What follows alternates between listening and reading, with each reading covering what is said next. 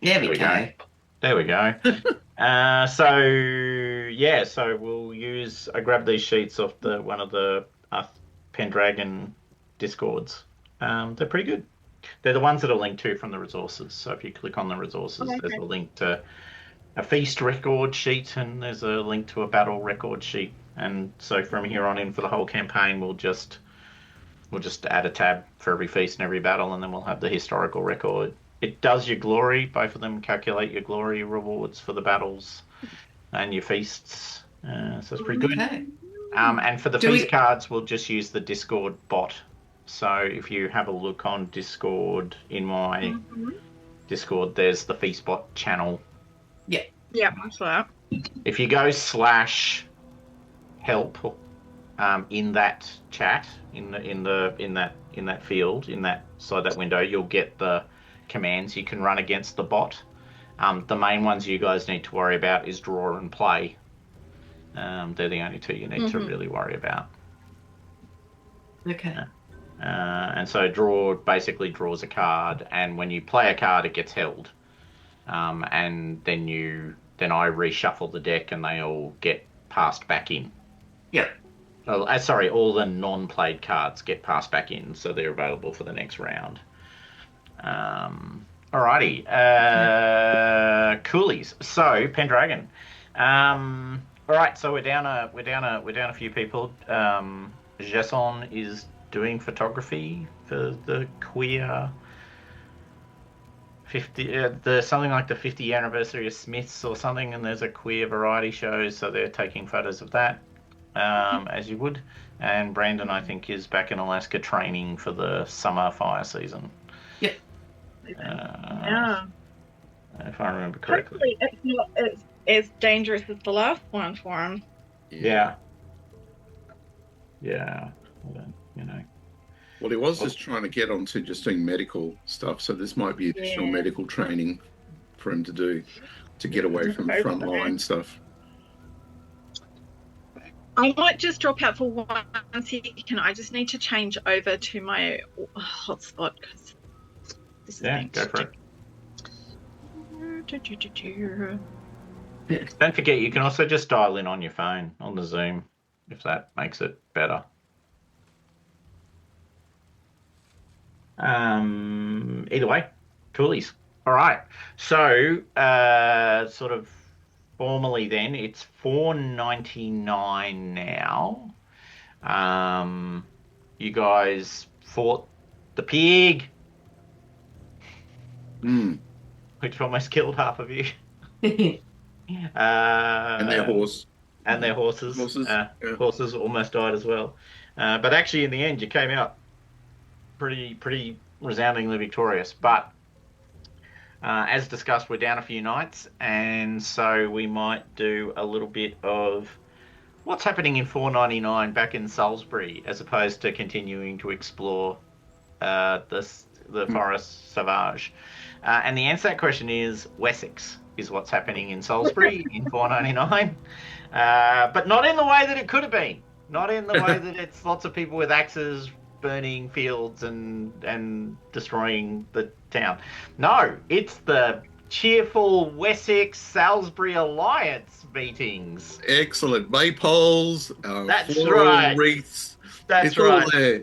Yeah, these giant Saxon warriors are being greeted by lovely people with little floral roofs. That's never ended badly. That imagery has never resulted in a bad outcome, ever. No. And I want to be clear, not always to the people holding the flowers. I just want to make it clear that Midsummer exists for a reason. It's not always the big guys with the axes and the guns who come out on top in those stories. But yes, you have entered into an alliance per agreements from last year with Cerdic of Wessex, son of Vortigern, claimant to the High King's throne, and enemy of the Pendragons. Not that there are any Pendragons floating around at the moment, so who cares? And Merlin's buggered off to the continent, so he's out of the mix as well. So, do what you will. So to big things are happening in 499 from that perspective. One is there is a celebratory feast for said signing of the alliance, or the alliance between Wessex and Salisbury, which isn't also an alliance between the Summerlands and Wessex. Just so we're all clear on where that is at the moment. So you guys are allied with the Summerlands, and you're allied with Wessex. Wessex and the Summerlands are not allied with each other. I think this is a very important clarification that may become relevant at some future point. Maybe they'll grow together. Maybe they'll grow together, or maybe you'll work to make them better, but they're pretty diametrically opposed at the moment, so that feels like a stretch even for you guys. The other big event is Wessex will be calling upon its alliance, testing the alliance even, by asking for you guys to send troops, and you guys being literally you guys, to Dorchester or Dorset, as it is known. So right down south, south of you guys, pretty much sort of south, southwest of you guys, down the Avon River. So you go down the Avon River and you go to the west bank of the Avon River and you're in Dorset. Currently Wessex holds the east bank of the Avon River, and they are seeking to cross the river and take lands off Dorset, particularly to get to Wareham, which is where they're hoping to sort of settle, which will actually mean that Wessex will then become your southern border. Like you will only have Wessex. Only. Yeah, that's going to be fun for me. I'm down in Ebble, which is right around that region on the western side. So those are the two big events for you guys to treat with today. Now, it sounds a bit bizarre, but it's kind of up to you what order you want to do them in. Like, so it's completely legit for Wessex, who is currently engaged in trying to conquer Dorset, that you go down and join them, and then you come back for the feast celebrating or commiserating over a lost battle. Or you have the celebratory alliance chat, and then you ride south to join Wessex's forces. One key question for you guys to contemplate is Countess Ellen wants to know how much of our how much of our army should we send south to fight with Wessex? Right. Well, like we have to send enough for it to be, well, if we don't send enough, so to lay out the problem statement, if we don't send enough, we look like we're taking the piss, which might have consequences down the road. Equally, maybe we don't want to empty Salisbury of defences when Wessex is focused on its western border, not its eastern border, with Sussex, who you guys have previously had some dealings with, and also Essex, of course, who are on the other side of that story. The other thing is, when the feast is called, Countess Ellen wants to know, who else should we invite? So we've previously tried to build a stronger relationship with Silchester. That went nowhere, but do we continue on that? Do we invite the somewhat rebellious barons of Ridderchan south to the feast? Do we invite Cadweir? Do we invite the Cornwall? The new King of Cornwall, Idres, who is currently conquering Devon, on his way to Jardent. So there's a bunch, and there's of course also London, and there's Sussex, and there's Kent, and there's a bunch of other places. So two key questions for you guys to contemplate. Or three. What order? But I'm probably less worried about that right this second. Yeah. Well, no, the order matters because you'll resolve the two questions in order. Yeah. So, what do you want to do first, guys? I don't know. I had questions first. Of course. How many troops can Countess Ellen muster? Does she have a standing force protecting, like, the castle, so to speak? So she has soldiers defending Sarum proper. So the old rock, which is the big castle in the middle of Sarum. She can muster around about 150 knight values in total. She's had a bit of luck recently with not having people burning of trees and forests and farms. So she is growing in strength. She's got a total of about 150 knight values. Currently, you could probably assume that about 30 of those knight values are dedicated to defending Sarum, and most of the rest are scattered all around Salisbury in manors. Yeah. Like, so, because there's no standing army, right? It's a feudal. Yeah, they have to be mustered up. The soul. Well, there's standing defences at Sarum.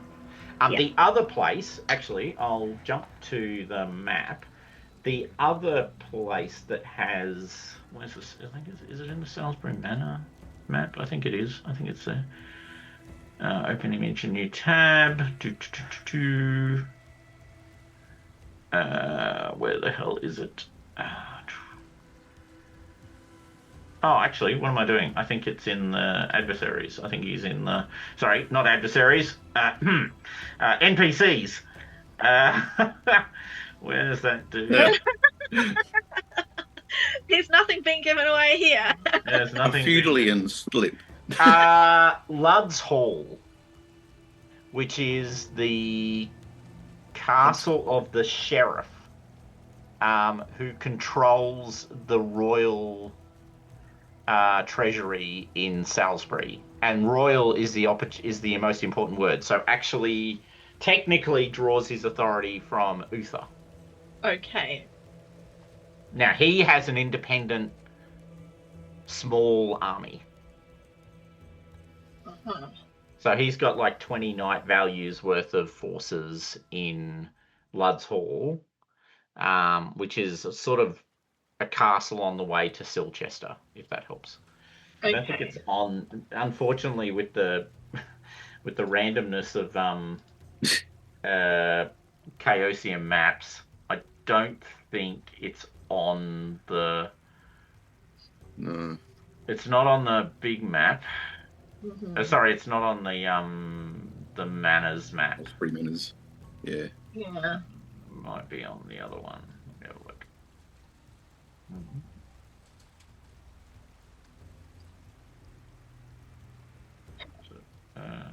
In place of No, I don't think it's there. No, I don't have it. I'll see if I can load up a map which does have it. But anyway, the simple answer is if you go to the for now, if you go to the manor map.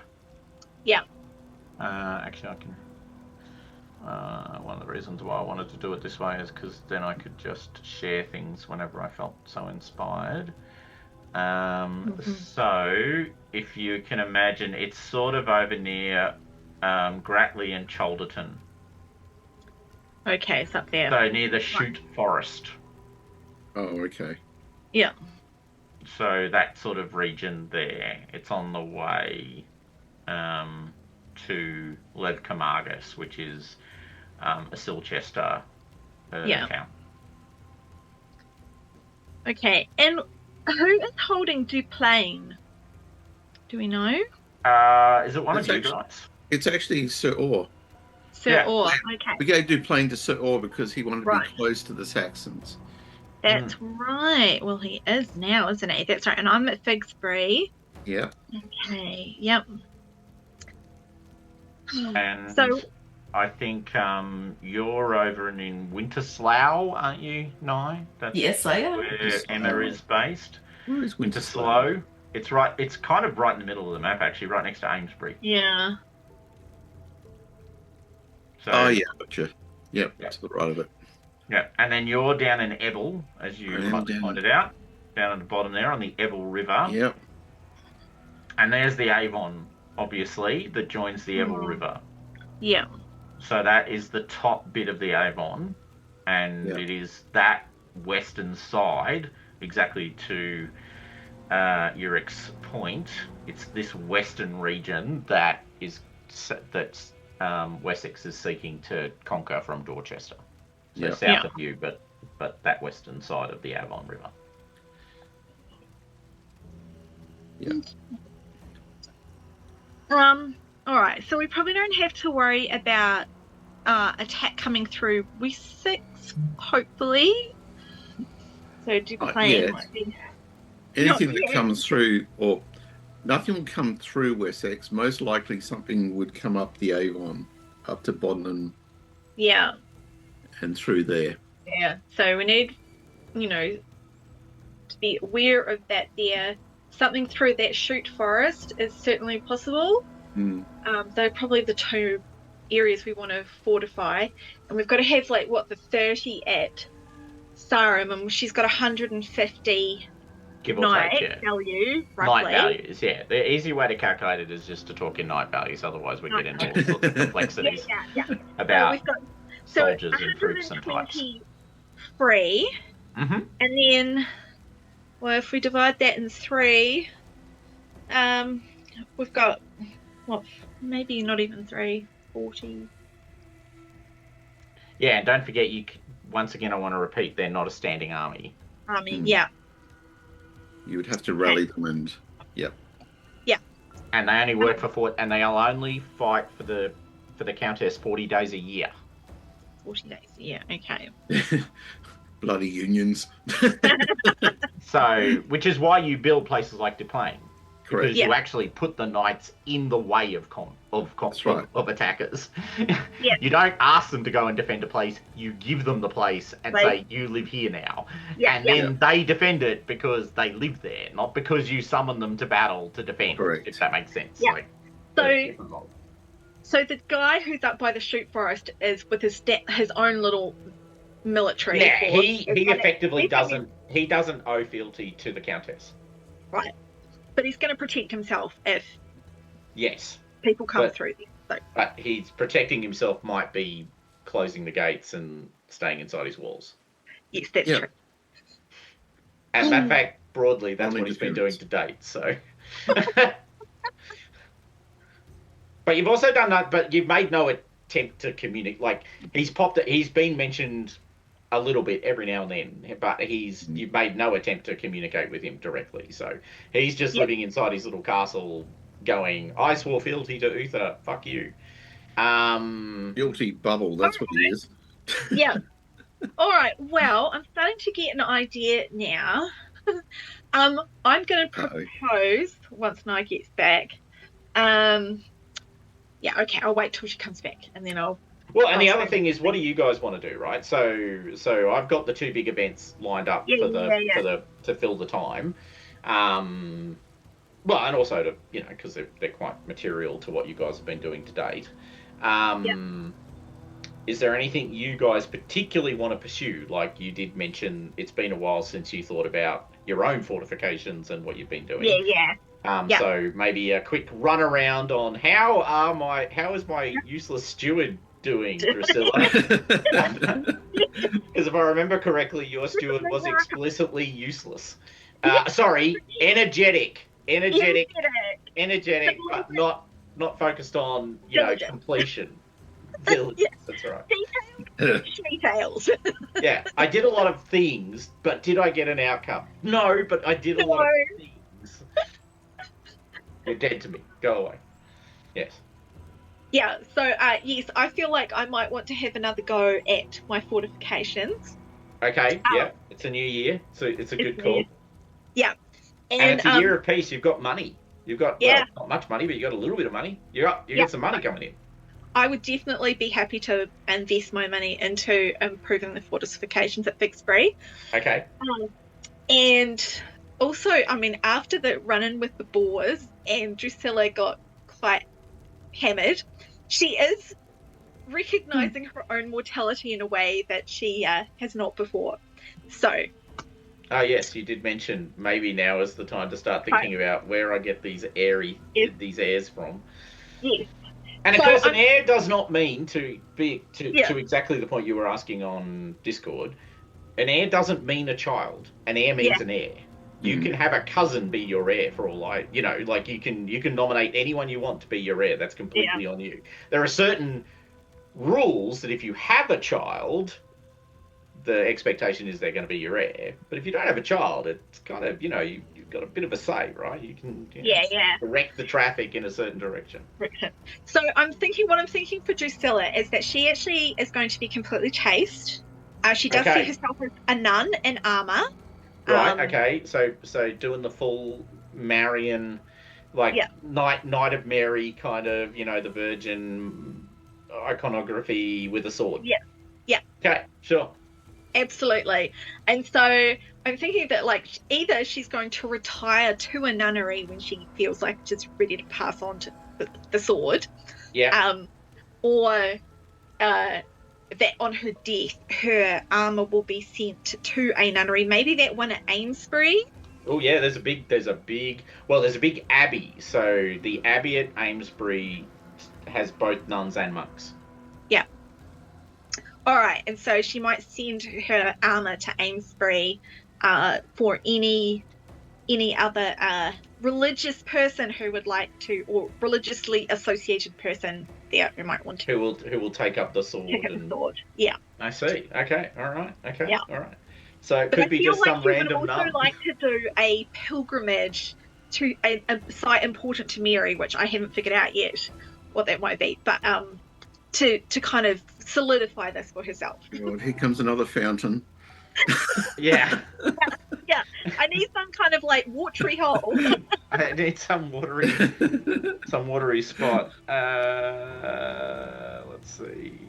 There is. Where are those? I thought there was a list of them in here. Places of power. There's a map. Oh yeah, there is a Map. map. Mm-hmm. Is there a Christian one? Did I put the Christian one in? Christian places of power. I did. Yeah, absolutely. Open image in new tab. Okay. Fairy Gateway pagan site. Ooh, nice.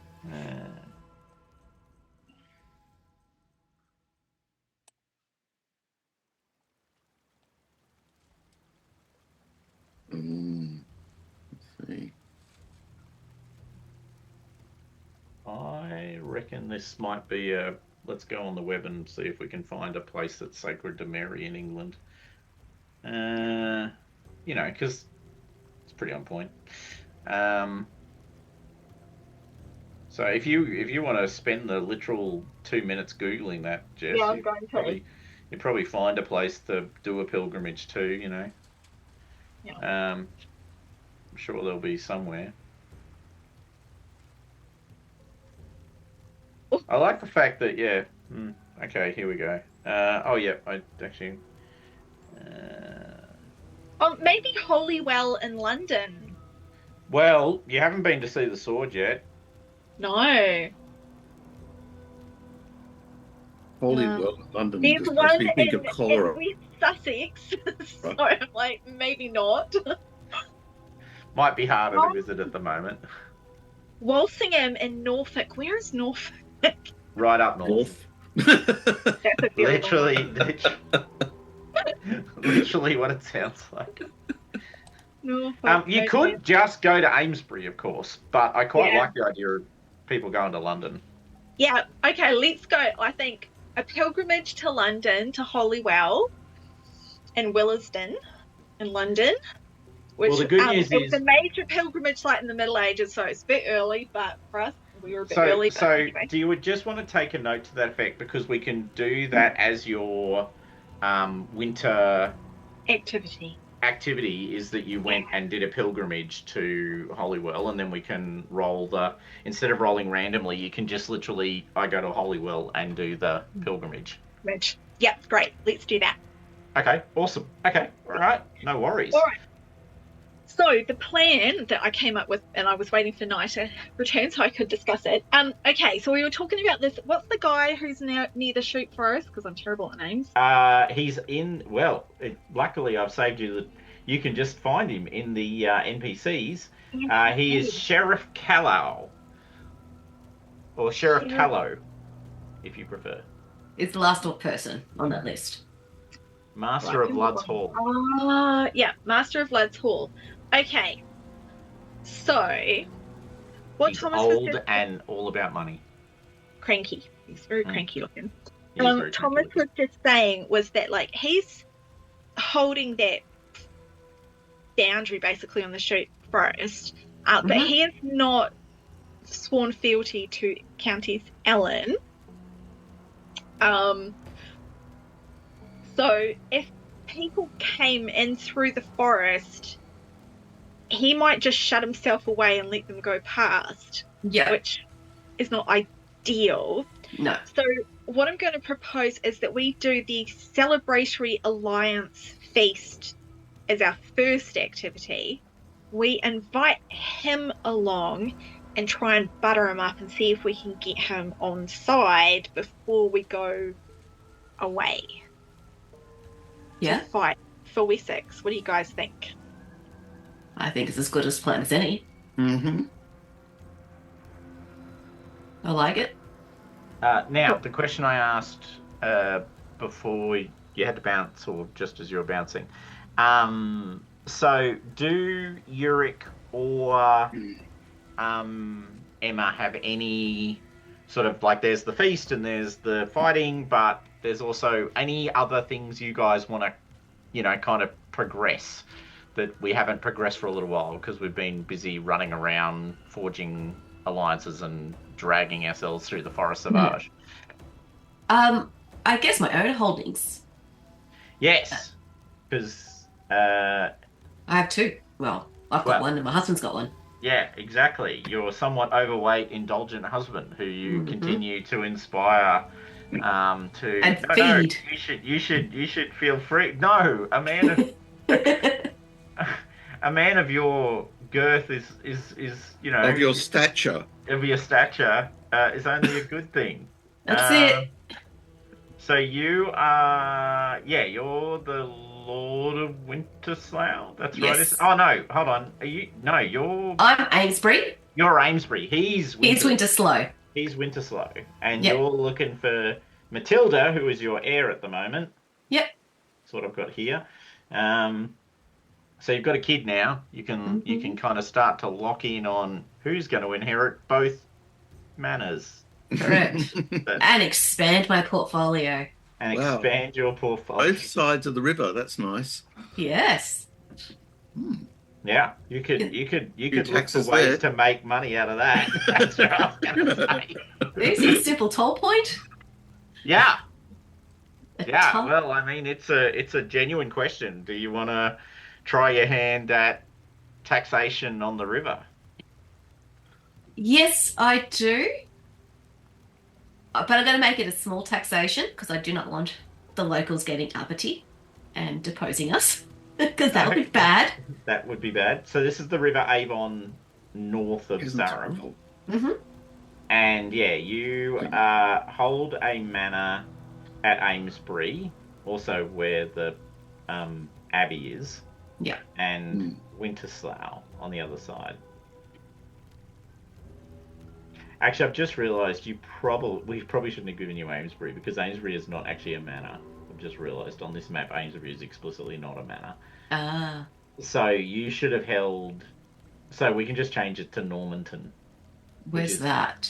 Literally right south of Amesbury. So it doesn't. Oh, okay. It doesn't affect you in any way. It just is actually a manor as opposed to not being a manor, which is what Amesbury is. Yep. So it's just a name change, really. Because it's still across the river from Winterslough, it's still all of those same things. So in every other way, it's perfect for the job. All right, so you are, so you are the Lady of Normanton and married to the Lord of Winterslough. You have Matilda. So explicitly, what would you like to progress? I'm gonna build some fortification.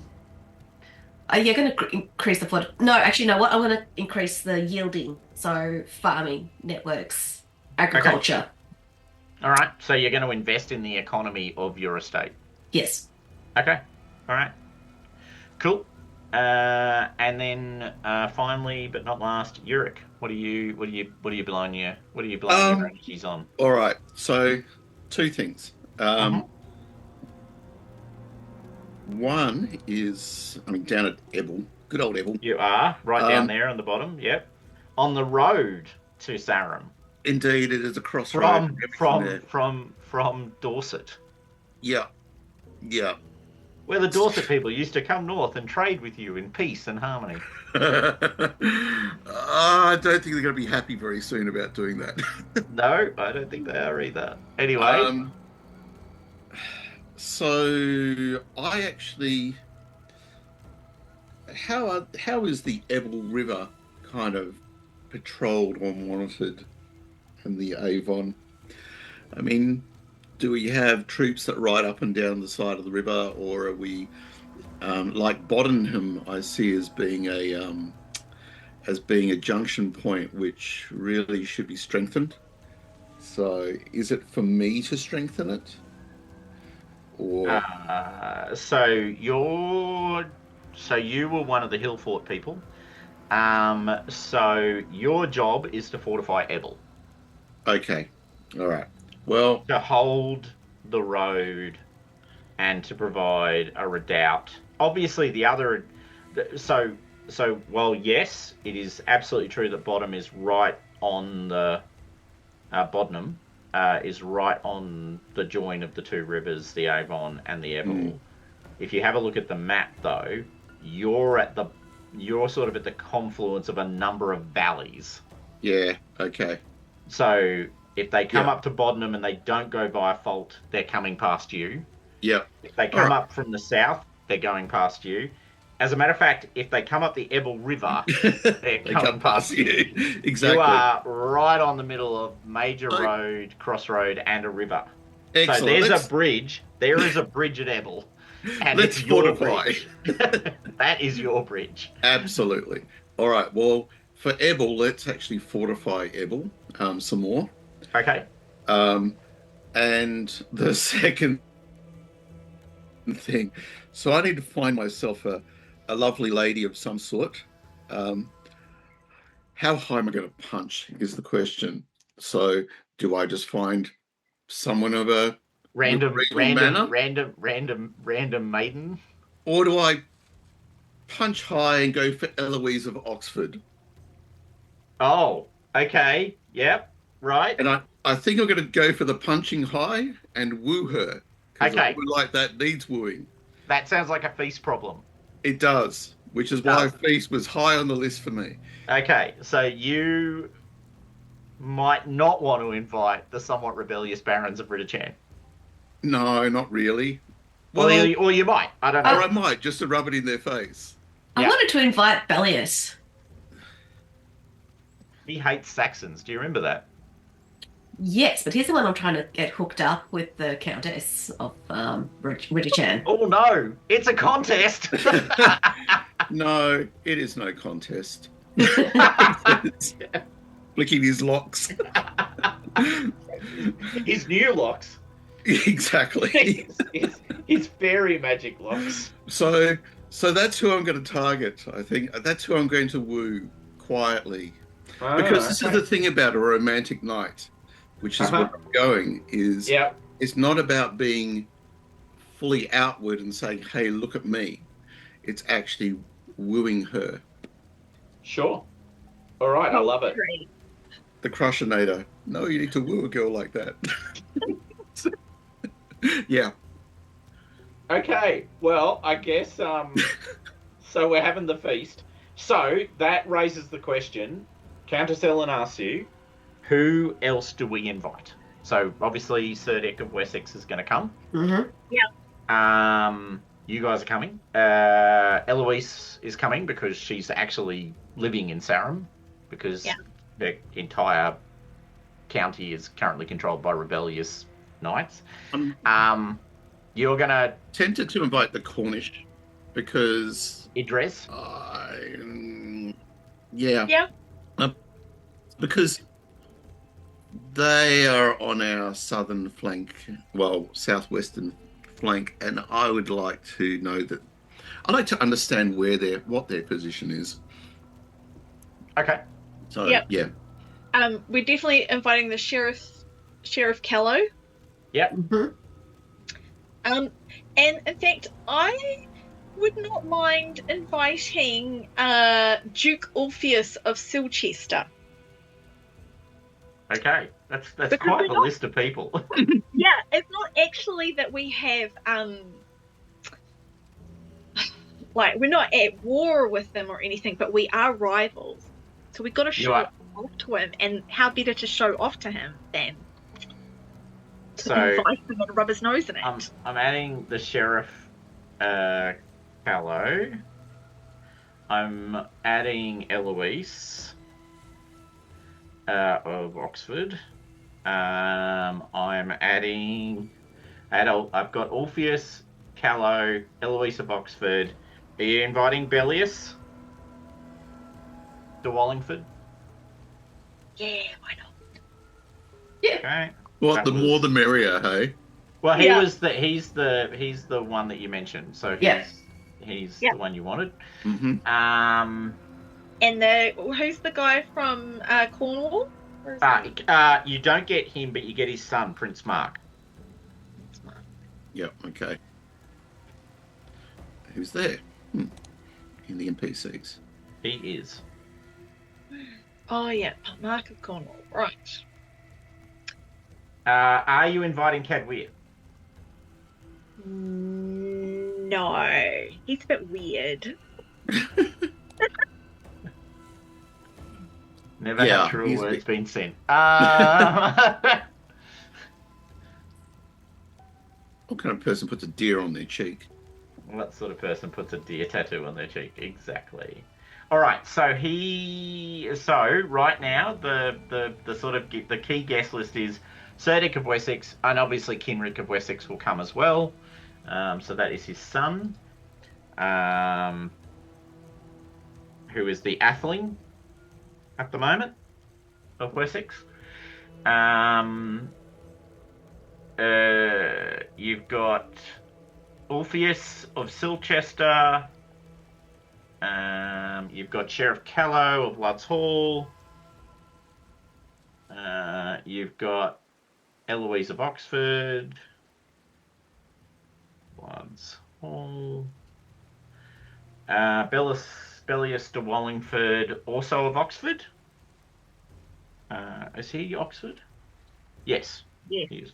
Yes, he owns Oxford. And you've got Prince Mark of Cornwall. Are you inviting any other Saxons? You've thoroughly pissed off Essex, so there's possibly... I mean, you could invite them, but they might not come. Or they might come, and it wouldn't With an necessarily... army. That's right.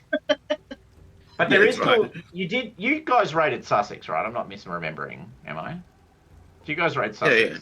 Yeah. Raiding Sussex. So With you burnt. Wessex. So there's King Ale of Sussex, who might not be your biggest fans, but could be an option. And there's Esk Yes. of Who's Kent. the one who is allied with Orpheus? Ale. Yeah. Okay. Yeah. Well, we're not doing that. No, I don't think we need to invite any more Saxons. Awesome. Okay. All right. You have your key guest list. So I have named individuals to draw upon when you do crazy things that are dangerous, and I need who do you do that to? Problem solved. Okay. So one last question: did you guys buy good clothing? No one bought good clothing, right? You guys are all saving your money and spending it on important works around your thing. Mhm. You're not Yeah. indulging in the latest in fashion coming out of London. Ooh, I could. Have you got the money for it? I got £1 to my name. Okay. Well, there it is. You could buy it. You could buy big. Absolutely. You go the 2.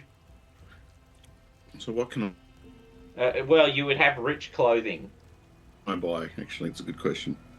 I mean, you can buy a lot of things, but Sorry, I can buy what? Yeah. You can basically I'll put the money into clothing and accoutrements. Okay. That sort of thing. All right. Then you have rich clothing. Woo! All right. I have added that to your feast sheet. Does that get me? It improves your starting geniality in feasts and social events. Excellent. Cool.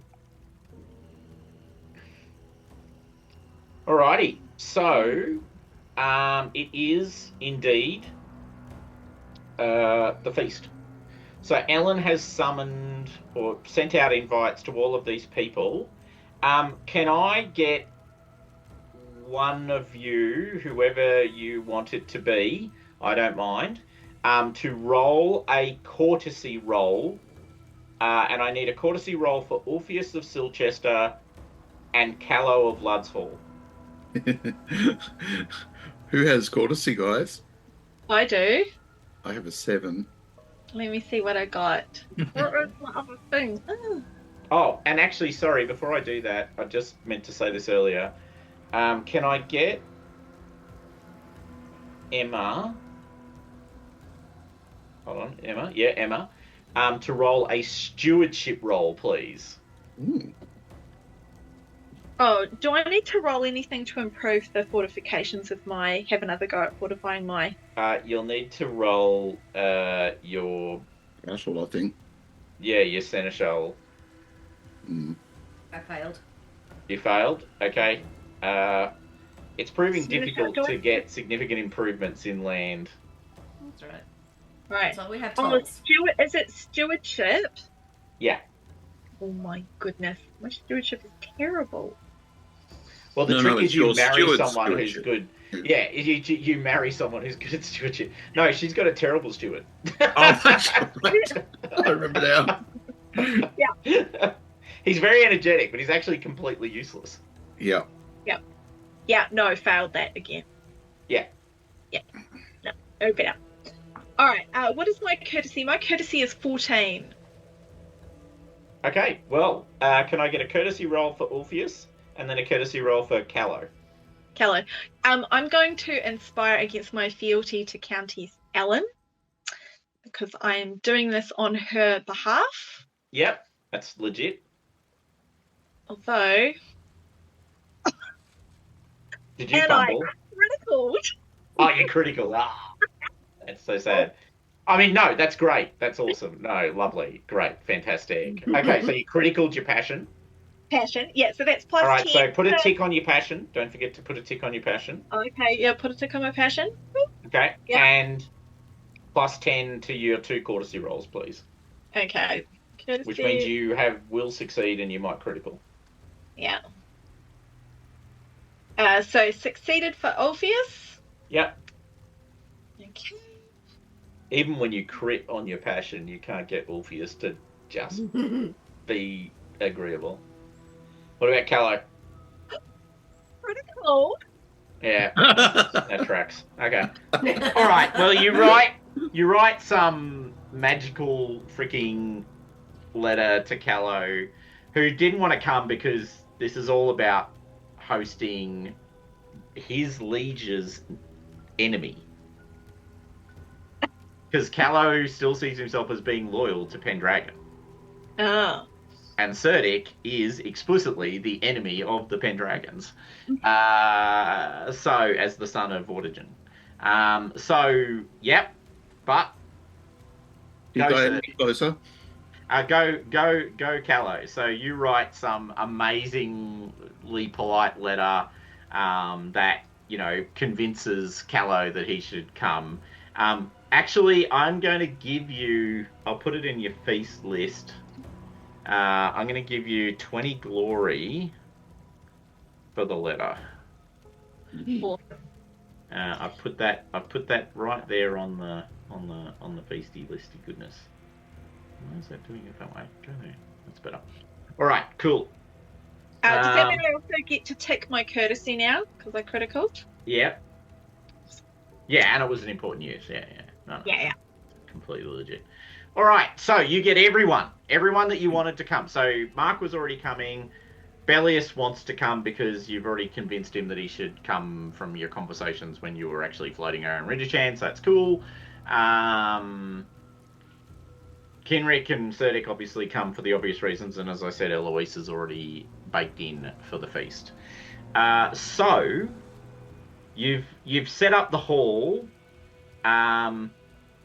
Noting we don't have your I do all of the communication stuff and pretty stuff, but you do have courtesy 14. I will just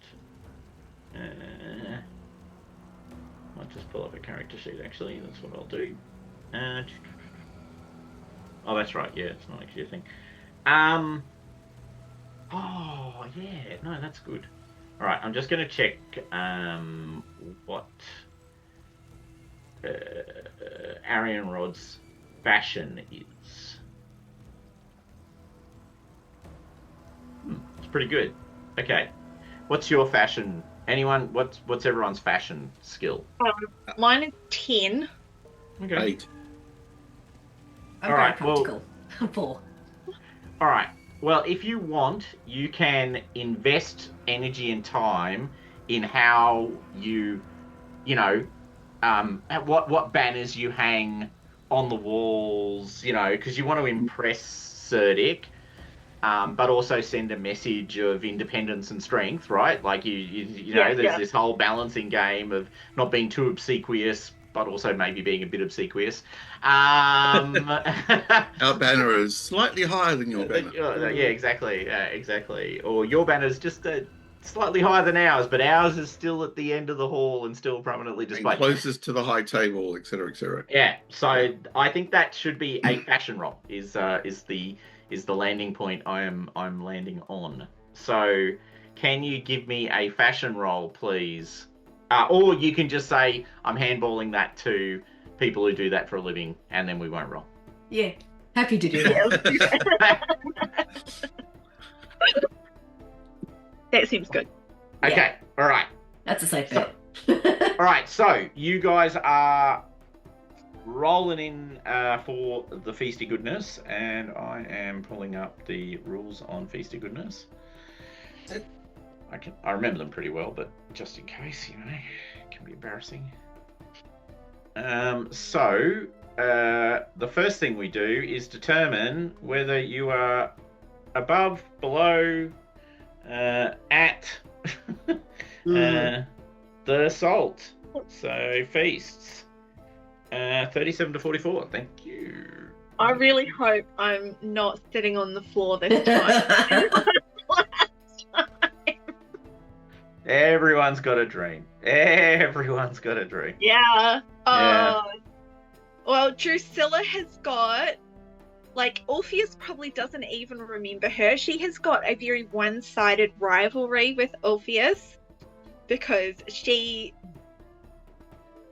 did not perform very well to him. Did not. Time. Okay, so it's a straight up roll against your glory divided by 1,000, obviously. So it rounds up. It rounds on the rounding. So if you've got, I'm literally looking at, is this Arian Rod? Arian Rod has 2,501 glory, which means it's a 3. A 3, right. Whereas if it was 2,500, it would be a 2. They are literally 1 glory point into I get to roll. That's pretty funny. But I'm not rolling. They're not playing, so it's just you 3. So can I get a D20 roll against your glory total? Okay, here we go. I don't think you can't actually roll it on the sheet. So just it's not a rollable stat. So just roll a D20 and do it against your glory total. I think they just wrote. Oh yeah, so I got a 16, so that's not less than 2. So yeah. No, or equal to. It is indeed a further from the salt result, which is actually pretty standard, so that is fine. Yeah. What about the rest of you? I rolled a 13. I've got to remember where I need to roll stuff. Over in the for this one it's just for D20, so you can That's just right. roll on the dice pool, or you can get dice. Indeed. Wild. So Drusilla got further from the salt. Emma got further from the salt. You didn't fumble, did you? No, got 13. You got 13, which is Yep. further from the salt. Coolies, and then Euric, Euric gets a 2. which is going to be a critical, Excellent. I think. Is it a This is critical? Yeah. I've got. Yeah, it will What's be. your glory? 2, 2, 6, It's 1. a critical. It's a critical. Woohoo! You are above the salt. In my rich clothing. That hair, man. It's Yeah, all about the glorious hair. Yeah. Oh, you're going to be in prime position for wooing. Absolutely. Which means your starting geniality is 4, 4. Okay. I think. I don't know why the sheet's not taking... I think the sheet's meant to... Oh, hold on. What's the asterisk mean?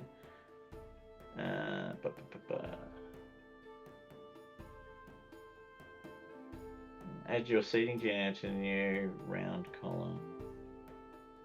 Yeah, it doesn't matter. You're on 3 anyway, so that's fine. Oh, okay. All right.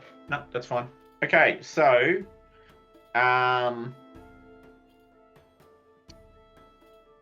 Yeah.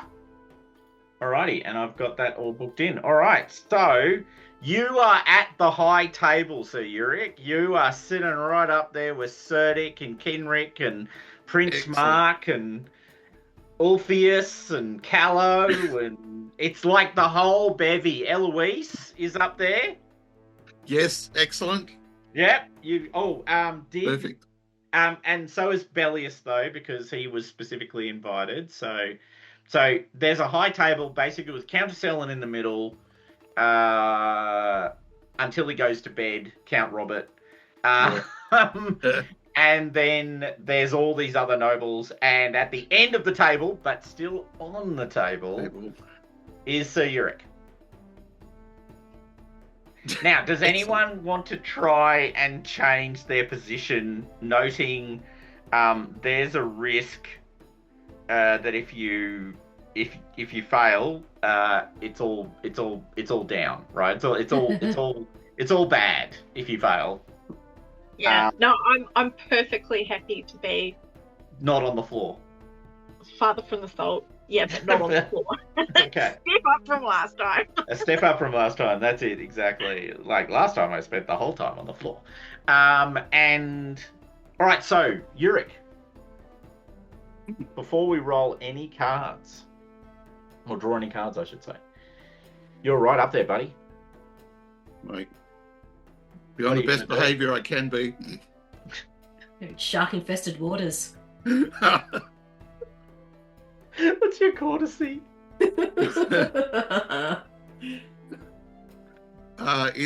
that. Well, it's better than I thought it was going to be, so that's a win. But I may try and inspire against hospitality, perhaps. Okay. To be a gracious, Indeed. as a gracious host. That's right. Yeah, getting that Manners plus 5. go a long way. Manners go a long way. Okay, I like it. All right, well, are you, before we kick off, are you making any specific beelines for people? You kind of declared it before, but just to reconfirm. Yes, Eloise is on the list. Cool. Just being right up here in the spotlight, I will not be as direct as I possibly could be, Okay. but gracious and entertaining. All right. Okay. Well, in which other case, people. we're literally straight into drawing cards. Or I'm Okay. actually sorry, I should, of course, it's the first course of the meal, and we are getting we're eating porpoise and peas. Porpoise and what beans? Peas. Peas. Peas porpoise. Peas porpoise. That's right. There's a porpoise steak floating in a sea of peas. Nice. This is slightly weird, but anyway, it is what it is. Yep. So we're having porpoise and peas, which is possibly not the nicest thing we could be having. Now, according to my lovely calculating sheet over here in Calculating Sheet Land, you're all on, you can draw up to 3 cards around, and yes, you can edit the sheet yourselves. I don't have to edit it for you. Please feel free. I've set up everything else. Your starting genealogy is kind of worked out and those sorts of things. So I reckon it's draw a card, people. So if you jump down to the Feastbot channel on Discord and type /draw, hopefully you'll get a card. Ooh. I got a card. What is that? You can click on it to see it bigger if you want. Why didn't it do that? Any night sleeps. They asked for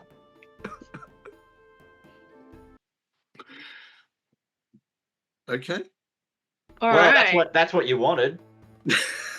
It's... She's gonna hold God. She's got Eloise right there. All right. So if you don't want to use that card, you do draw again. You can draw up to 3 times, and then and you have to accept the card. If you want to play that card, hit /play, and it should play your card. I'm hoping.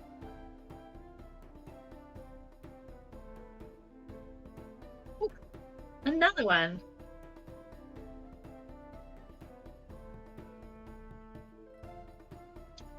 Oh, Sorry. so now I do a dex roll. Okay. Well, that's your second draw. Is that? Yeah. I'm going to play that one because I might get +1 genealogy. Oh, okay. You just did another draw, did you? Yeah. Yes. Okay. But you're going to do play, aren't you? I am going to do play. So you go /play, and done. hopefully, gentlewoman. The others are returned to the deck. Uh-oh. Okay, that's it. You've now stuck with that one. Nye, that is your card. Damn it. So hit /play. You are doing lead the dance. Don't wanna. Don't wanna.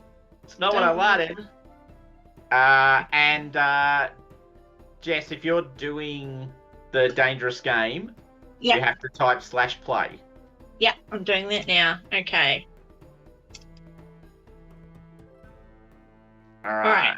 And so now I just go and roll a d20. Well, you're rolling against your dex, aren't you? Dex. Is dex? Yeah. Oh, I don't know if I set up the sheet so that the stats would. I get don't think we rollable. can roll against our stats like No, that. you so- cannot. You are quite right. So just roll a d20 against your stat, I and got a success. I got 10. okay, awesome. So I gained 1 genealogy. So in round 1, in the sheet, in the feast record, Yeah. put a 1. Put a 1. Okie dokie. Alrighty, leading the dance. Can I run with one of my passions, please? You absolutely may. Yes, I- of course. Please do. Please. I can't let the good countess down. So just so that we're all, I'll just jump us across to the actual sheet, and so that we can keep account. So that's all goodness.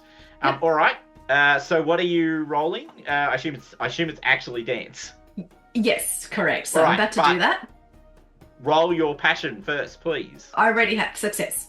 Success. All right. +5. Yeah, baby. All All right. Don't let me down, dice. Yes, I rolled a 3. Perfect. I succeeded. Okay. So what's the benefit of a success with your card, please? I danced well. +1 to genealogy and tick off my dancing. Nice. Okay, now don't forget, if the card has a number at the bottom of the card, that is also added to that geniality number. So it becomes a +2 then. Yes, so you Yeah. can put 2 in your round. And Jess, I don't think your card had a value at the bottom, did No, it? it didn't. No. It had 0. It had 0, so you just get the 1 for success. And then what happens with you, Sir Euric? So what's going on with Euric?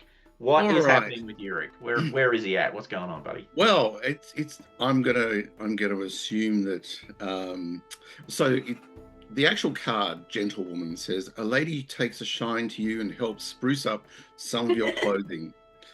The nearest lady I know that's around is probably Eloise of Oxford, who probably looks at me and goes, "Oh, he's got his clothing is a bit out of whack. His shirt's a bit ruffled and things when it should." So potentially she could lean over and advise me on such things. Okay. Yep. So I'm guessing that.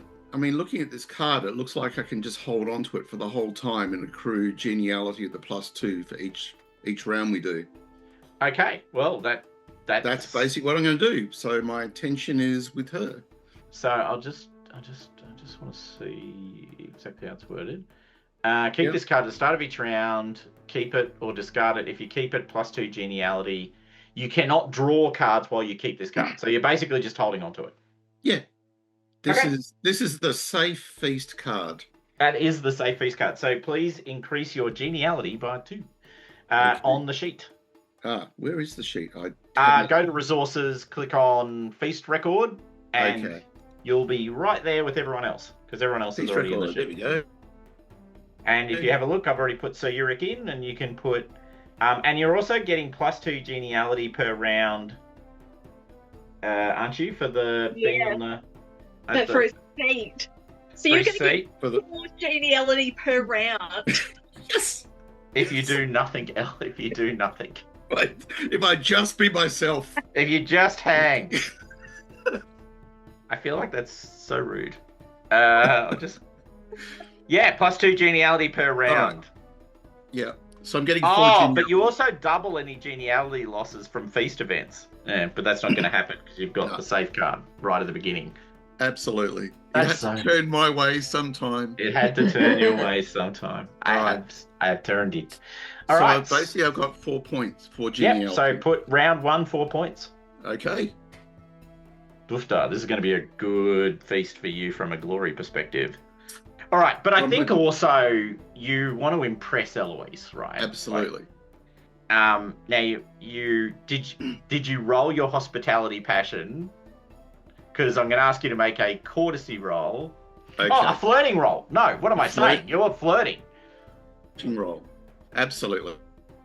All right. You are flirting. I will do my hospitality roll to help her along. And no, I didn't pass that one. That was a failure, unfortunately. But not a critical. So -5 to your flirting. -5. But that. Oh yes. Okay. Oh well, yes. This isn't going to go very well. Unless I roll a 1. Oh, I rolled a 6 and I did a 5. No, I succeeded because I accidentally put -6s instead of. I actually critical. Oh God! You are fucking on fire. So I had 11. Right. It was -5, and then I rolled a 6. That is indeed a critical. Oh, Everything's coming up Millhouse. Everything's going up Millhouse. All right. What is your what trait do you want to use to create your Relationship with her. adoration, Eloise passion?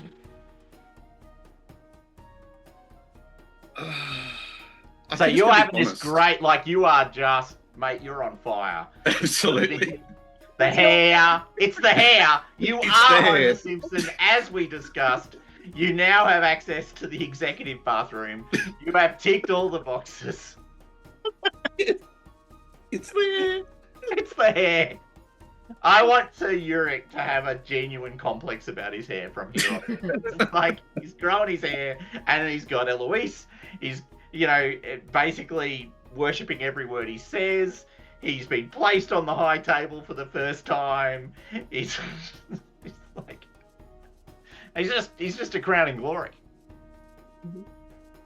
I know. That's beautiful. I think we need. You know what I'm going to make? Yes, honest. +5 proud. Directed trait. +5 proud hair. +5 proud. Wow. Well, but only when it's the hair. Only when it's the hair. Yeah. So it's a directed trait. +5 proud hair. In brackets. I feel like it's a given. All right, got it.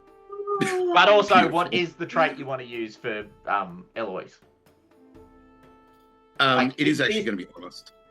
Is it? Okay. All Yeah. right. Okay. All right. Okay. You know. All right. Well, I mean, what do I know about her? Actually, is probably the question. Well, I mean, you did crit, so maybe you Tell me asked something her about about yourself. her rather than you just talk to her for the whole time. Absolutely. It's a radical. I think that was probably the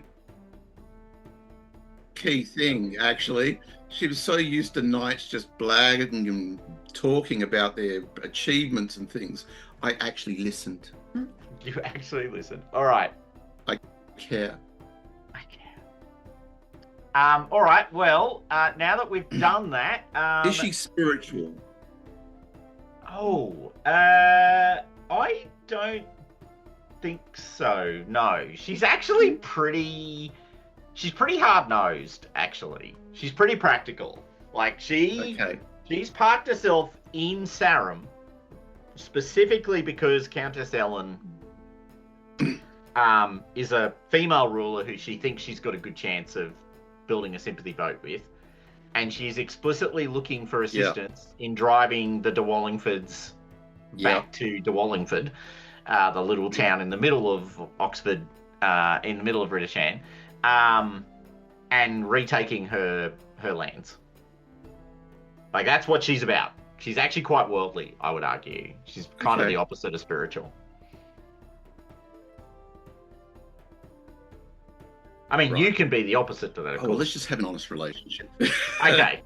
So it's honesty you're going with, which literally means noting what you said at the beginning of this, which is I'm trying to marry upwardly and get things going.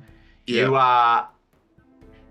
Well, what is your version of honest relationship with her? Like, I mean, noting you're also trying to woo her and impress her and do romantic things, of course. So it can't just be transactional.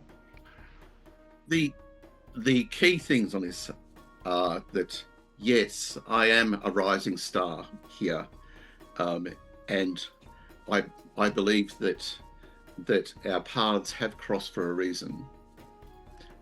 And yes, I will be wooing her and everything like that.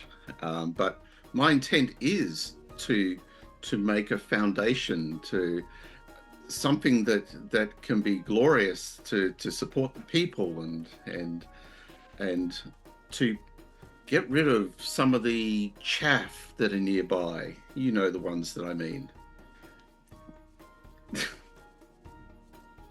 Well, you look dagger eyes across the table at Bellius, who's yeah, that's right. There's this sideward glance. I think you know who I'm talking about. Glance. Exactly. Okay. All right. Beautiful. That's the basis. All right. Well, she is staggeringly impressed by your genius and your clothing and your foreignness, of course. And course, your I've got hair. the accent. And your hair. Tick.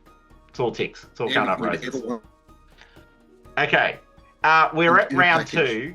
I assume Euric is going to just continue to chat with Eloise and ride that wave for as long as he can. Absolutely. Hey, Jess, this is just like Kiriel's party. That was a long time ago. Yeah. All right, Drusilla, you gotta do that draw again. So give me another card. And also Emma as well, if you can give me a card. So have a read of the cards you draw. If you don't like it, draw again. You get up to 3 draws, so please feel free. +10, Jesus Christ. Nope. No, I don't think so. I want to give a little bit more geniality than that. Bloody hell. What are we having for our second course? Oh, good question. Oh, yes, the most important question. Sorry, yes. No. Very good call out. What are we having for the second result? Oh, there it is. Whatever I get is what I get.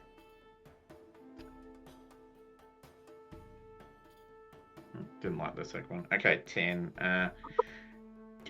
Capon pastries and chips. Obviously not with potato. Potatoes.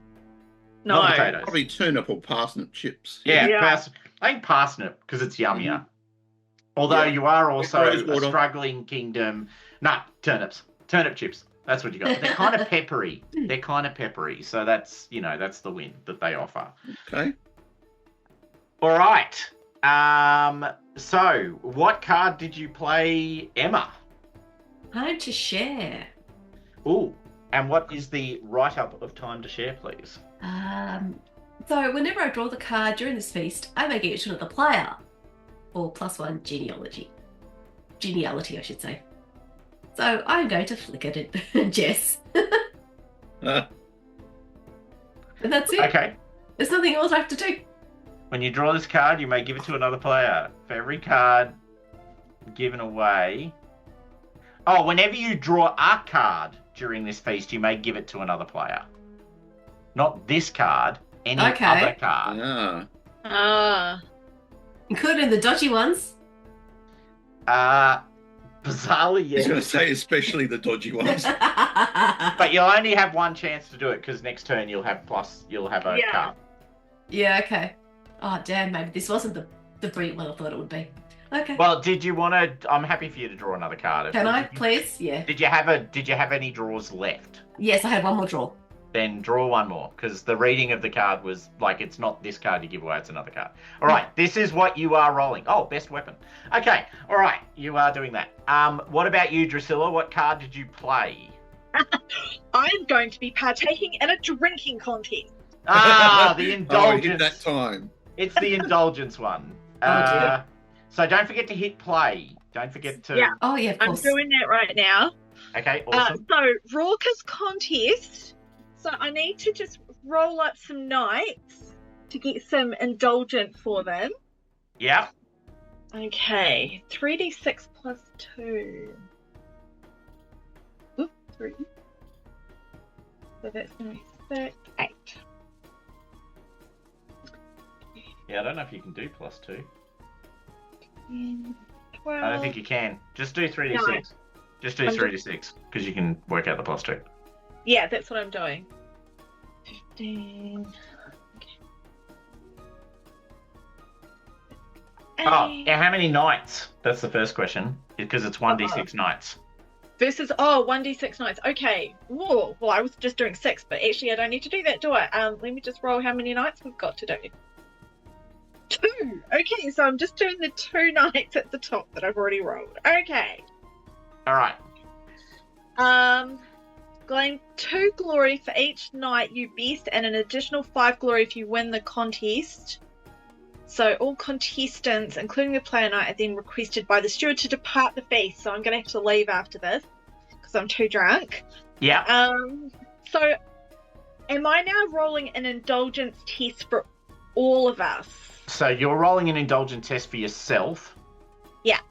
And what is the indulgence of the first night? 8. Okay. So you roll your indulgent. What did you get? And did you succeed? Indulgent. Yeah, I am right. not indulgent. Yeah. You are not. I rolled a success. Okay, what number did you get? Because it's opposed. Okay, you beat them. They got a success too, but you beat them because they got a 3. So you win the first contest. So you get 2 glory for the first one, and then roll again. And the second one was 12. Okay. Also got a success. Failed. Okay.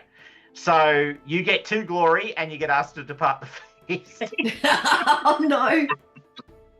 So, Love that. so you are summarily asked to leave by Brastius because you're a drunk.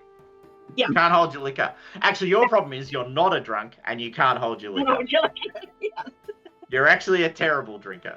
You're like 2 sips of wine and you're under the table. Yeah. Okay. So, all right. So that happens. What happens with Emma? What did Emma do? A weapon. The best weapon. Yep. Okay. So,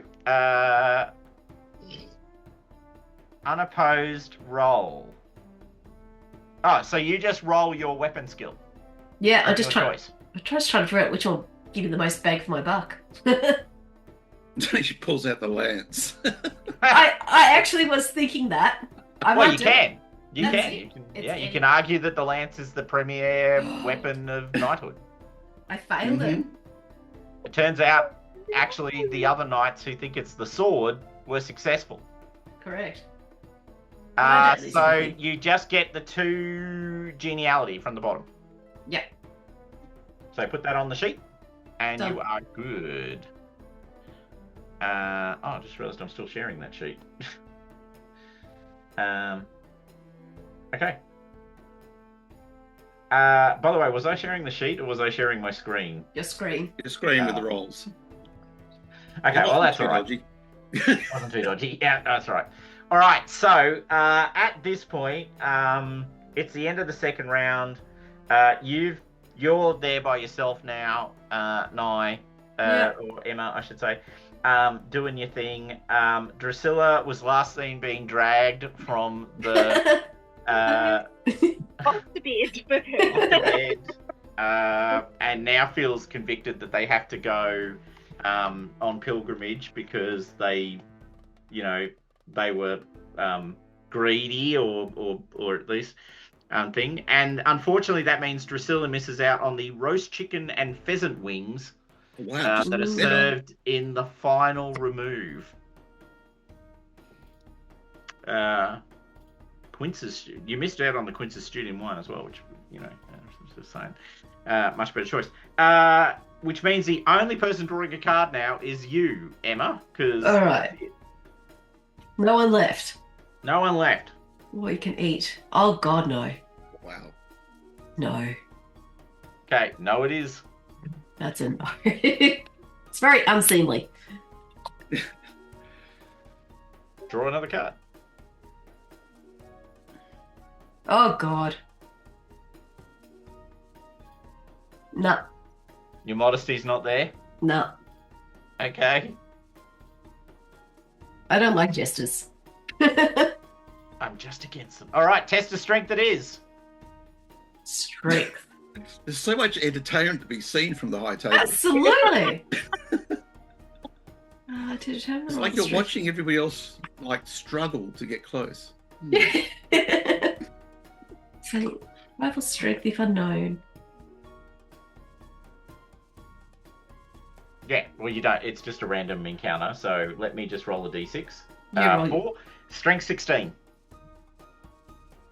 Okay. So it's an opposed roll. So you roll a d20 against your strength. I'll roll a d20 for this guy. We'll see which comes up. 20. 18. What's your strength? My strength is Because 15. it's not gonna be 18. So you failed. Yeah. They win. Mm-hmm. They move on to challenge others. You may give this card to another player knight. If you do, -1 geniality. Well, it doesn't matter because there's no one to give. Oh, you could give it to Rob. But actually, it's the third round, so it doesn't matter because it's the last round of the feast. So basically, yeah, you don't get any benefit from it. No. I get 1 genealogy or No. No, nothing. 0. 0. 0, she said. That's what she wrote Sadly. on paper. Oh. Meanwhile, Euric is having possibly the best feast of his life. Absolutely. I knew it was all going to come together. This was the one. On the third round, it's 0 and 0. No. And Drusilla, that Oh, did you get 2 glory for? Did you get 2 geniality? That was 2 glory. I said. Oh, not 2 sorry. Geniality. So No. you get all of 2 glory. So you've got 22 bonus glory, but I think you actually got 0 for the drinking contest. Yep, you did. So your round 2 Sorry. geniality is 0. Sorry about that. All right. Okay. Sorry, I misread that then. No, that's all good. But you do get 22 glory now because you wrote the letter as well that got people to come. So it's not all bad. All right. So by the end of the feast, holy shit, Euric got almost 100 glory from the feast. Amazing. Cranking in because they've hit the boundary. So there's if you get more than 7 geniality, you get a bonus 25 glory. Yes. So that worked out pretty well. Wow. I think it's fair to say. Yeah, that was huge. That was absolutely huge. So you get 97 glory, and then per the listing, Lady Emma gets 54 glory. And actually, Drusilla still comes out pretty good, thanks to having a really good appeal, and various other things going on. So you get 45 plus 2. 22. Plus 22. So you actually end up with 67. Yeah. That's pretty good. So you can all create an event for the feast and put that glory in. That would be good. And you can increase your glory by that amount, of course, because remember, there's no auto calculation on glory happening. Sorry, what was my glory? It's on the sheet, but it's 54. It's 54. It is 54. Yeah. That's cool. Yeah. That's fine. Thank you. Yeah, So the other making 2 the got feast of- bonuses for various Making things. the but you didn't. feast event as a history item, was it? Or... Yeah, No. or whatever you want to. Yeah, it's up to you. You can call it a key event or a Okay. history item. It's your call. All right. It's on. Hold on. Actually, sorry. Yes, it's on your character tab that you're doing this, not on. Yeah. So on your history tab, you can add key moments Key and moment, campaign that's right. events. Yep. Mm-hmm. What is my glory? Oh, it'd be on my sheet, which is 499. Alrighty. Now, at the same time, Prince Mark. So the feast occurs that night, right? And you guys do all of that. But the next day, you've got a couple of people wanting to talk to Countess Ellen and yourselves. And the first of those is Prince Mark of Cornwall, who is a smallish man. Now, he's a Breton. He's come from across the sea. His people are descended from Cymric people who colonized Brittany. But he speaks your like Brythonic, but with an accent, for want of a better language, because not quite.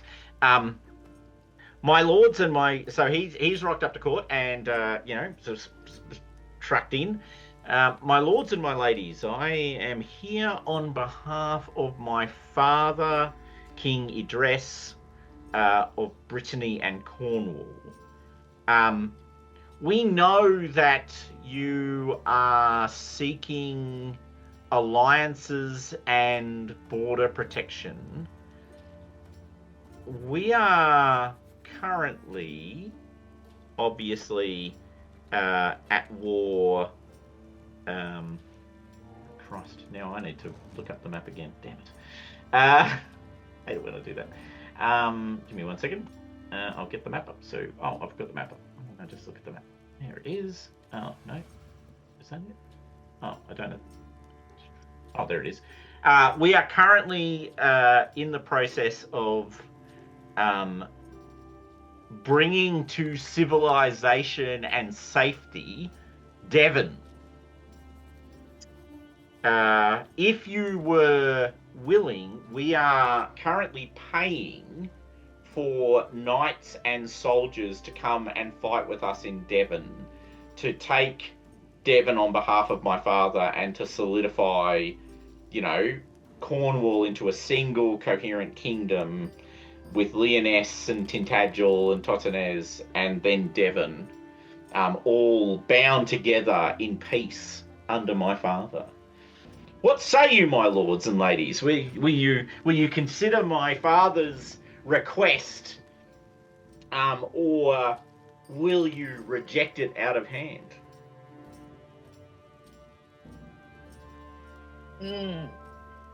I fear that we're going to have to regretfully decline to do this, because as this has just been a feast to celebrate the alliance between Salisbury and Wessex, our first duty is to our allies in Wessex. They have requested our help in the first instance.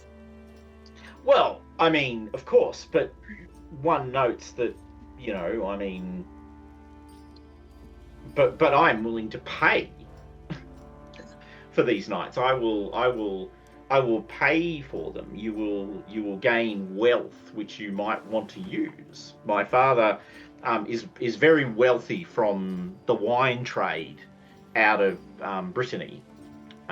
So perhaps we could also offer an in-kind trade. Perhaps you would be interested in amphorae of wine. We can provide that as well.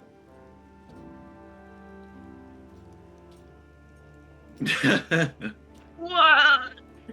Good lord, I believe our issue is serving under your king. Oh, brutal! Well, an alliance. An alliance is far better. Wouldn't you say? Would you be... Well, my lady, I was not aware that you would consider an alliance. I would have to take that message back to my father, obviously. I did not arrive expecting that conversation. But, I mean, if you were willing to ally with us, I mean... But already allied with Wessex. Also, as I understand it, already allied with the Summerlands. We seek peace, but we also seek autonomy. The Countess Ellen strives to maintain Salisbury for her son. I see. Well, perhaps, and indeed, I am interested in knowing more of this potential. But I assume then you are saying, however, that you are unable to provide troops at this time to assist my father in his solidifying of Cornwall into a single coherent, kingdom again.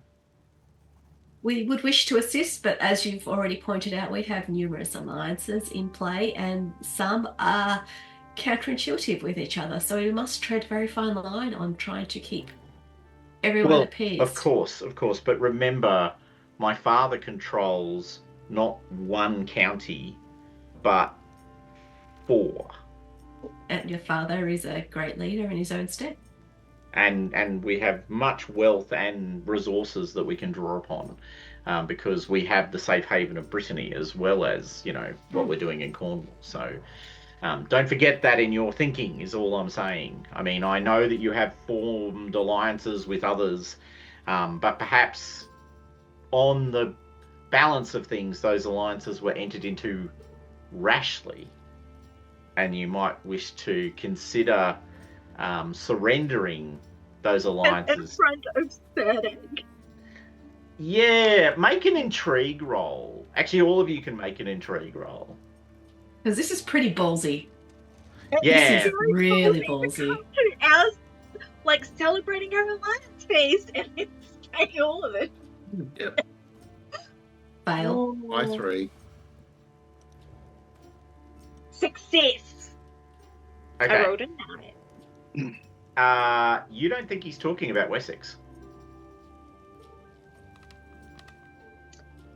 Oh. If you draw a He's talking straight about line along the Summerlands. along that very nice road that just happens to go straight north from Devon, which is like a road that cuts through all of that side of England, you could put an army on that road. You could go up and down England like no one's business. You might not want to go through a giant forest and fight your way through Saxon warlords. You might want to just drive north on that nicely built Roman road that takes you all the way to Bath, for instance. Yeah. Oh, that's where you're from, isn't it, Drusilla? Yeah. That's right. My mother lives there. But if he thinks that he can go up against the Summerlands, he is crazy. I'm not going to say that to him. Just going to let him find out the hard way, are you? Yeah. Right. They're weird in the Summerlands. Did we mention that? They're very weird. Very weird. Well, anyway, so that's the sense. But yeah, Cerdic's not actually in the room when he's having this conversation. Like, he's talking to Ellen. He's come to make, you don't, Cerdic is not turning up to your, private court. Cerdic is coming. He's coming next. He's coming to talk to you. He's coming in next to come in. Yeah. Yeah. But, I just don't think that we. It is still pretty ballsy. You can make that statement. You know what? We just don't have the troops to split But 3 ways like trade agreement. Can we come to some other arrangement? Trade, perhaps. Well, I mean, he looks at you and in a pretty judgy, Rude. not a lot of could be asked with courtesy moment. There is little that you would have to offer that we do not already have access to. Minus cows on this side of the Avon, the horses, war the horses. only thing that we could say is that come to us next year and we will see if our campaign with Wessex is successful this summer, then perhaps in next year we would have troops. Well, all right then. I will return next year. Of course, we are only seeking your assistance in the smallest of ways. I mean, but perhaps next year I will mention to my father that you are at least willing to contemplate an alliance, and we will need to weigh up whether that alliance would be a benefit to ourselves, of course. But perhaps next year there is discussion to be had on alliances between our two great courts. That is fair. All right, so on that note, Mark disappears off. By the way, Mark is 20. He's barely in majority. But and you can actually, maybe a recognise roll for this one. Yeah, just give me can everyone just roll a recognise roll? Yeah. Failed. Very good question. Oh, very Critical, absolutely. Actually, that kind of makes sense for Euric. That's good.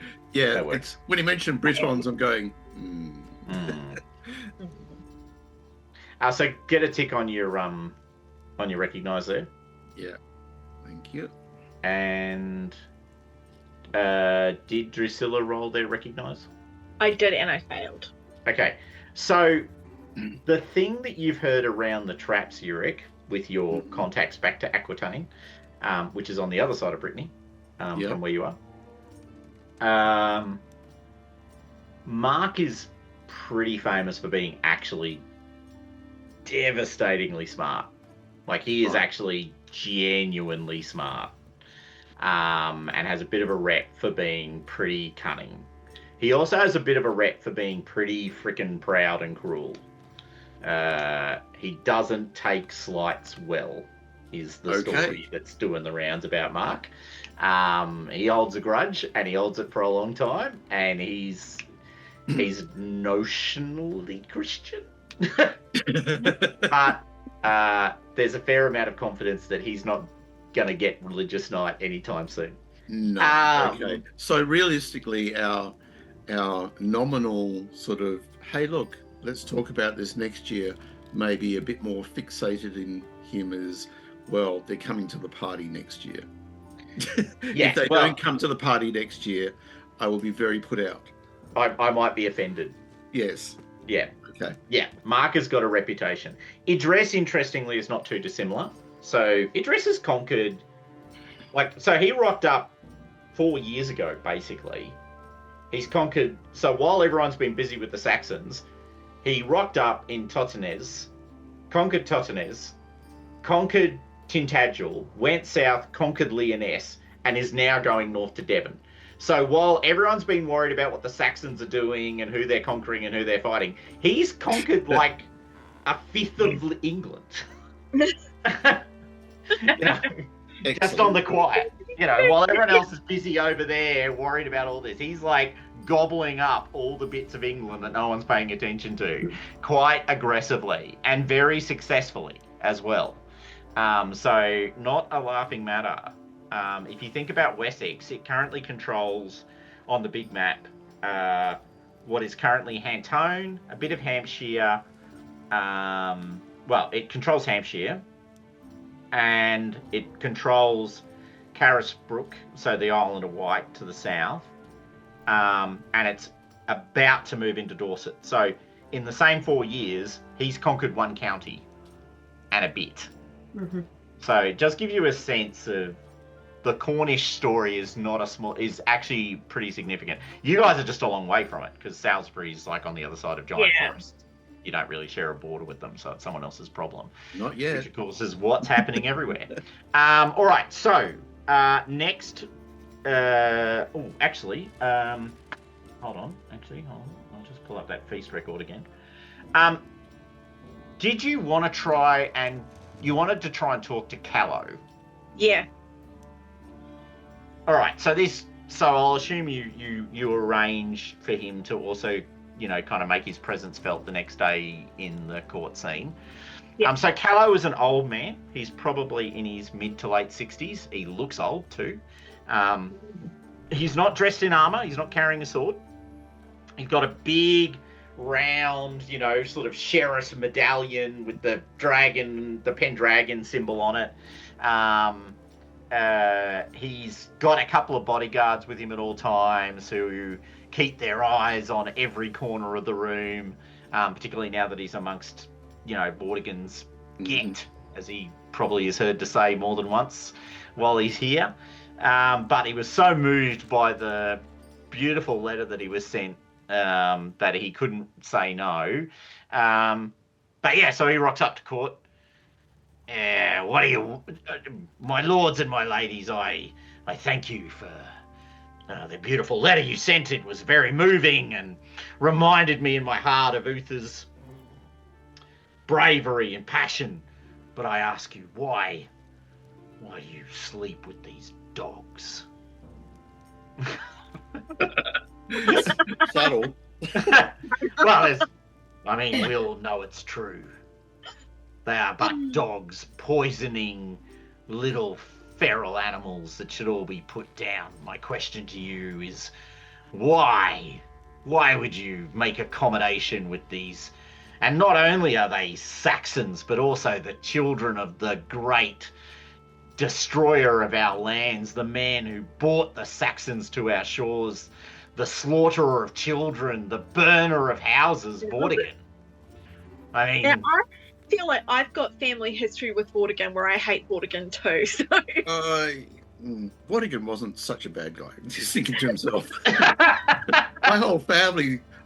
My grandfather went to Vortigern's wedding and all those. With Rowena. Oh. Like so we're very Vortigern oriented, but we can leave that at home. Yeah. Cerdic's mother, like you were there. Your grandfather was there.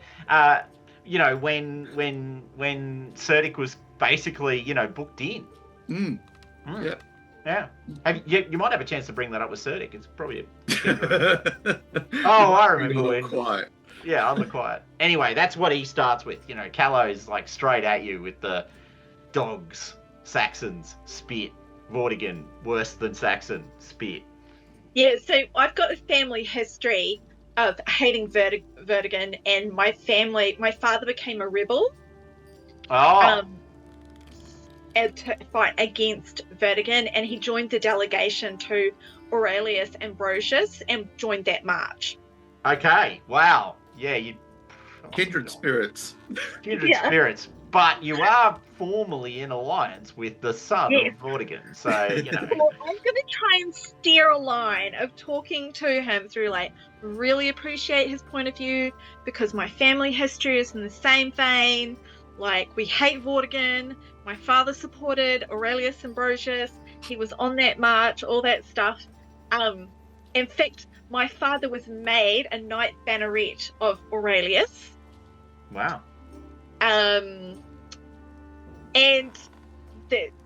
there are many of us who have very little love for the Saxons. However, we do love Countess Ellen very much, and we only serve her and her best interests. And at this time, we had to find a way to balance how many enemies we could face at one time. And we chose the lesser of a great many evils.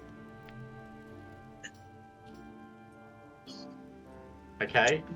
Did you? I think you need to back that one up. So I think it's an orate, not a courtesy roll. Yeah. Because you're actually trying to persuade, right? You're not just trying to, like you're trying to main force an argument, Yeah. And the fact is that we don't have the numbers required to actually deal with all this. So it's a bit like your discussion with Orpheus. I think you need a bit of a run sheet. In effect, you want to bring a couple of tools to the table, as it were. So can I get someone to roll a battle roll to sort of make the point that Euric has made, which is we just don't have the troops to fight, a four-cornered fight with Saxons. And then I need an orate roll, but I'd also appreciate probably an intrigue roll, because there's a bit of that.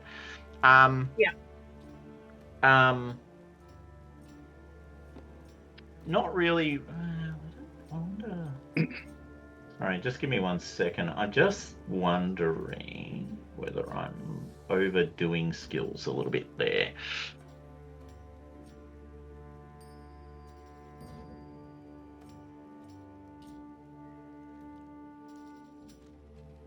Yeah, all right. Okay, so I need a passion roll against fealty to counter Ellen from someone. Right. So I've already rolled that. Okay, so you cool. can only roll that once per session, can't you? No, you can only roll that once per encounter. Yeah. Encounter. Okay. So it's actually a completely new encounter, so you can roll it again if you want. And by the way, it doesn't have to be just one person. So the reason I'm listing out these things is for you guys to kind of decide who's going to make what rolls. Yep. So there's a fealty roll. There's actually an honesty roll, because you're basically making a pretty actually maybe it's prudent, not honesty. Actually, yeah. I think there's a prudent roll. I think someone has to make we're just really making the hard choice, right? Like we're making the hard choice but it's the smart choice. But it's a calculated choice, that's right. Yeah. I think there's a prudence roll, there's a fealty roll, and then there's an orate roll. An orate, yeah. So hands from and I want you kind of to spread it between the three of you. Let's so start with which one? Who's got the best orate? Mine is 11, I think. 9. 7. All right. All right, Jess, so I'm that's rolling yours. the orate. Okay, but don't start with that one. Start with the fealty. So who's rolling the fealty roll? I will do mine now. Success. Okay, awesome. Okay, that's unfortunately leaves Euric with the prudent roll. Which I'm split on a 10, basically. Oh well, it's not bad. It's just neither here nor there. Oh, great. I got a 7. Okay, win. Yes. All right, I'm going to try. I reckon Euric's had a shiner of a session. Oh, it's been good so far. We'll see at the end. We got the battle to roll through. Yeah, that's right. That's died great. horribly. And 2 arms up means I got my orate. I got skill. it 60, for the orate. All right, Excellent. so you roll out this argument of we hear you, buddy, right here, right here. But the truth of the matter is we're fucked and we don't have any choices. So how about you join team we're fucked and we don't have any choices, as opposed to putting up On a scale of 1 illusory to answers to 10. questions that don't actually solve the problem. Okay, so you've actually been reasonably persuasive. You haven't broken, he isn't suddenly going, good lord, you guys are the smartest people on the planet, I'll just do whatever you say. But he's persuadable to do things that will be broadly in his interest. Like, he's not swearing fealty to Ellen today. No. But he'll do things that will not harm your interests, and as long as they're broadly aligned to his, he's willing to do them. So you did have a goal in bringing him here, so you want to enunciate your goal. So we want him to watch that forest border lands. Yeah. And if Saxons or others were to come through the forest to raid Salisbury while we are taking troops to fight for Wessex, we would like him to kind of like try to keep them at bay, but also call for help. And then there will be a response from Salisbury. Will send more knights to support him. So you basically want him to hold the road. Yeah. Which is little fortified castle is parked right next to, in much the same way that it is in Ebble down south. He's actually got a properly, like, his castle is properly fortified. It's a stone castle, or a stone tower.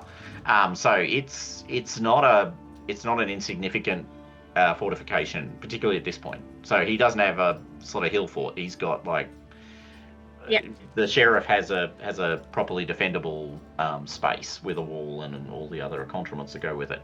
Okay, so cool. So all right, so Callow is signed up. Huzzah. To that. That is actually a pretty significant victory. So you can all, because I just don't want to leave Ellen like without protection if we're going off to fight for Wessex, and I want to know that we've got someone watching her back for us. Yeah. So you each get, I reckon it's 50 glory? Feels like it's a 50 glory reward. So you all get 50 glory for getting Callow over the line on, effectively, he will defend his portion of Salisbury. Yeah. And aggressively defend, not just disappear into his castle and hide. Yeah. Which he can do, right? Because he's got walls and stone and other things, and he's got like 20 knight values worth of knights, which is pretty deep. Well, 20 knight values worth of soldiers, which is actually very decent. He controls about a third of the. He controls the equivalent of a third of the income of all of Salisbury. Wow. So Wow. He's got a fair amount of cash. Also, but that might be a problem for a later day. Yeah, baby steps. You've got him over the line on. You'll actually like talk to us, even though we are indeed in alliance with indeed the person you hate more than anyone else on the planet who is alive. Good. But we are a buffer between Cornwall. Yeah. Well, I was reflecting on this when I was prepping for this session. The funny thing about Cornwall is when you read what it's doing and you actually think about it for more than 5 seconds, it's the genuine threat. Mm-hmm. Particularly if you've got anything on the western border. Like, it's the genuine threat because he's conquered 4 fucking counties. He's like going hard. Resourced up. Yeah. He's got a proper army and he's resourced to the hilt, and he's controlling now. He controls all the trade that comes out of Cornwall, which is significant because Cornwall is a major trading centre. So he's got a fair amount of cash in his own right. Anyway, I got this image of the game Risk and having all that supply chain feeding into that point and sending upwards. Yeah, that's kind of what it looks like. So he's doing just fine. All right, so then the last discussion you have formally is with our good mate Cerdic, who's actually come to visit. So you'll remember that the last 2 times the last few times you've encountered, he stays in Hantone, and Kinrick is the one that comes and visits. So the Atheling. Now Cerdic is here because we're signing alliance papers and doing important things. Sorry, go. No, that was me just yawning. Sorry. Oh, right, sorry. Okay. All right. So Cerdic is now in his sort of early 40s, mid 40s. So he's already aging a bit, but he's a big boy. And so he's kind of he doesn't storm in, he's more subtle than that. He walks into Countess Ellen's court. You're all there. Countess Ellen is there for this conversation explicitly. She's looking for you guys to give her advice and represent, but ultimately, it is her court in this particular case. He's dressed in what goes for pretty high quality clothing, albeit with a bit of a barbarian vibe. So he's wearing like ermine fur as opposed to just wearing rough furs, but he's still dressed like a Saxon. Just a very well-dressed one. He's a towering giant. He's a really big guy. He's close, like he's about as big as Sir Orr. Which puts him, 6'7", 6'8", I think we worked out the other week. So he's a huge guy. And he's got a bunch of followers with him that travel with him everywhere, including, interestingly, a priest. But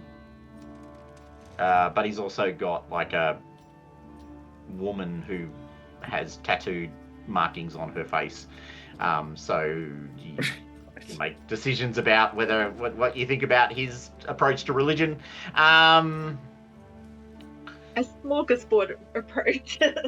Well, it's the Genghis Khan, Kublai Khan kind of model of religious acceptance, which is I don't care what you worship, as long as you do what I tell you to do. You can worship whatever god you want. I don't actually care. It's not my problem.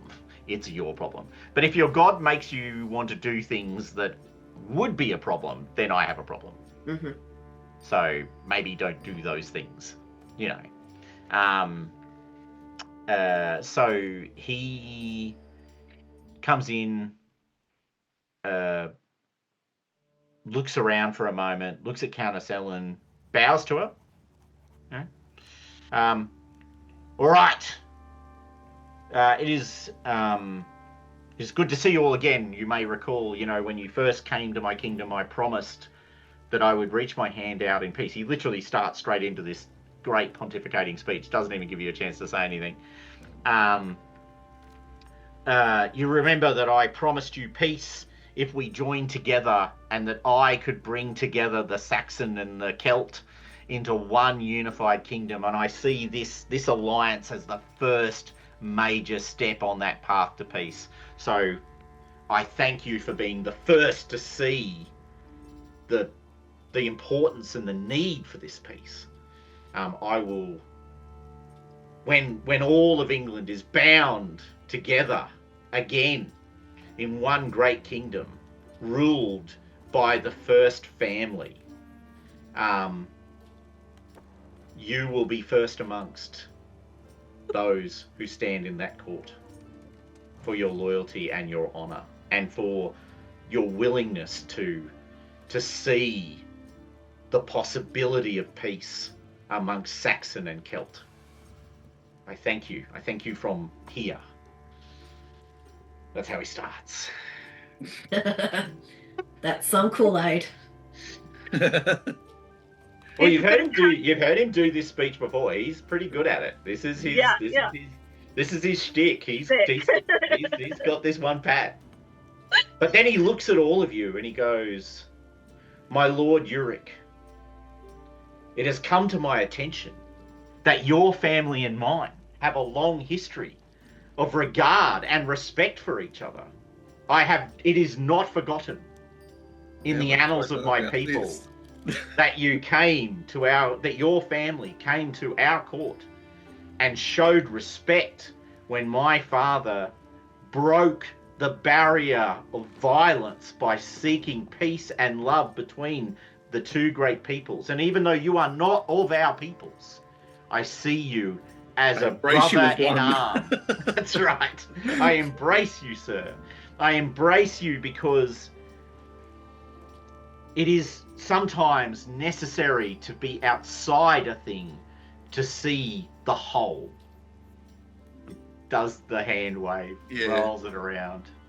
And then he turns to you, Drusilla, and goes, I know, Lady Drusilla, that your family chose a different path. A path that ultimately led to the death of my father. And whilst my father's spirit screams for vengeance against all of those who saw him burn in the tower, I understand that we are not only our father's children, but we are also our own people. And I know that it is partially your hand that has driven this peace and reached out for this alliance. So I say to you in absolute certainty, I and my family will move on from that past, and that we can forge a new future, a future of peace together.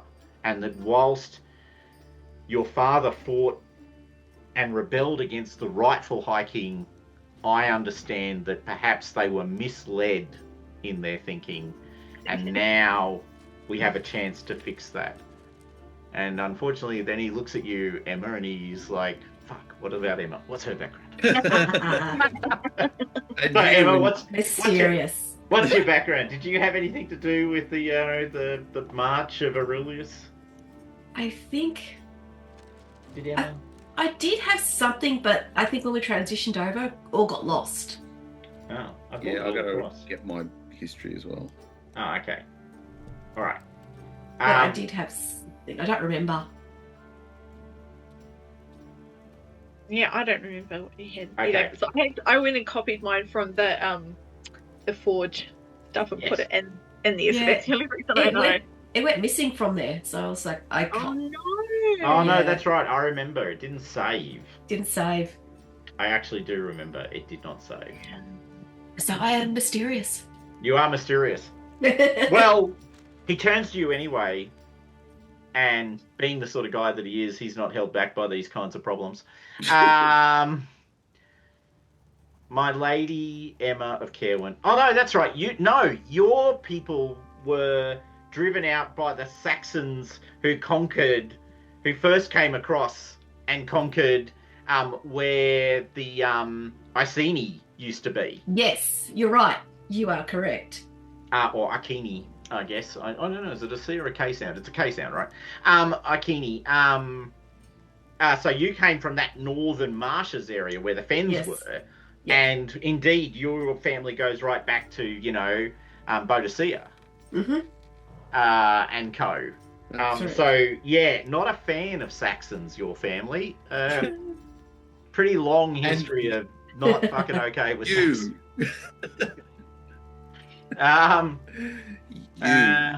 Caerwyn. He probably doesn't know anything about your family history, but he knows Caerwyn. The geography of it. Yeah. Yeah. Oh, of course. He turns to you and goes, when the first pirates and raiders came across the sea, many suffered.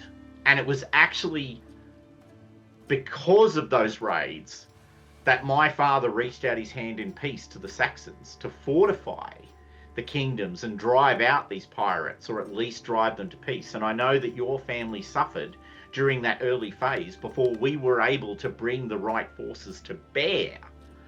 And build the defenses. And luckily we did do that, but unfortunately your people had already fallen. But I want to say to you that this is that moment.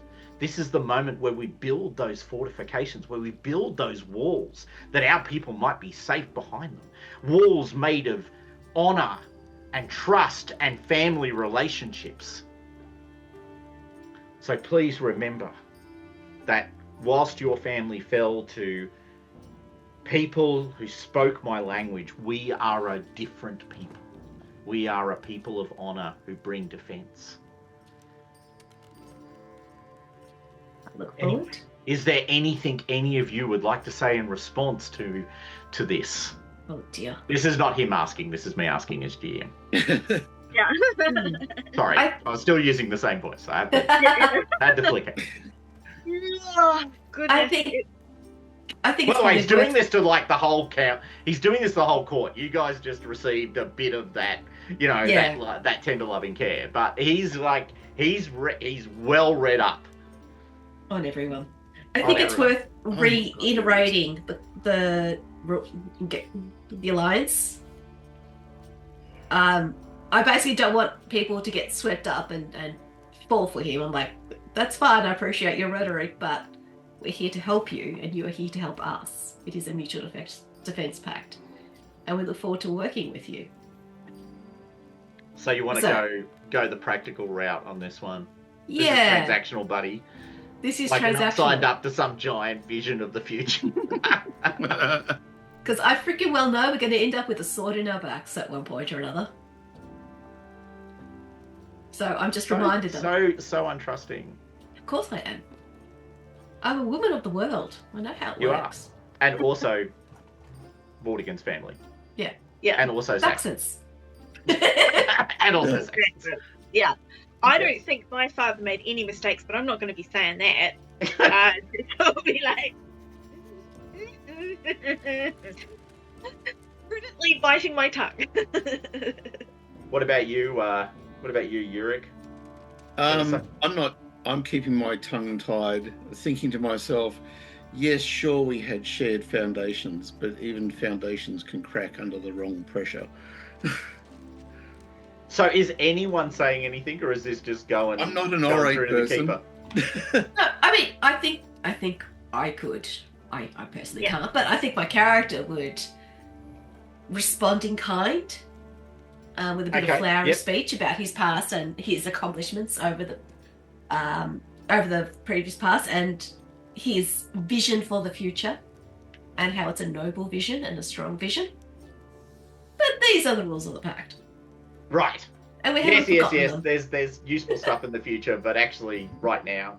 Right now. Yeah.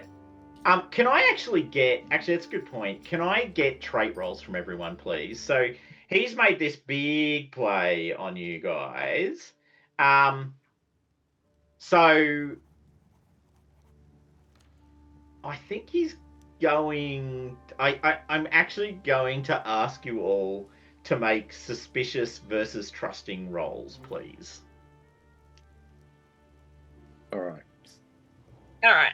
So choose roll suspicious. your winner. Yep. As in choose the one you want to roll first. If you fail that, then you roll the other one. Oh, geez, I failed my suspicious by one. I rolled a critical on my suspicious. Oh, you can get a tick. Bloody hell. Now, I think I had And a +5 to suspicious for me. For hate Saxons. For hate Saxons, that tracks completely. Put it in directed traits. So there's a little list of directed traits right under the thing. So literally write distrust Saxons +5. Yeah. Thank you. No I worries. failed both. You failed both. Oh well, it's up to you. So exactly as you suspicious, played it. but So yeah. exactly as you played it. Yeah. Right, so I'm going to roll suspicious first with the +5. Mm-hmm. Success? Okay, that's it. That's all you need to worry about. You've got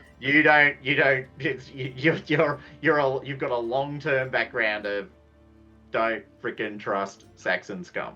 There's even nursery rhymes about it in your community. Yeah, Exactly.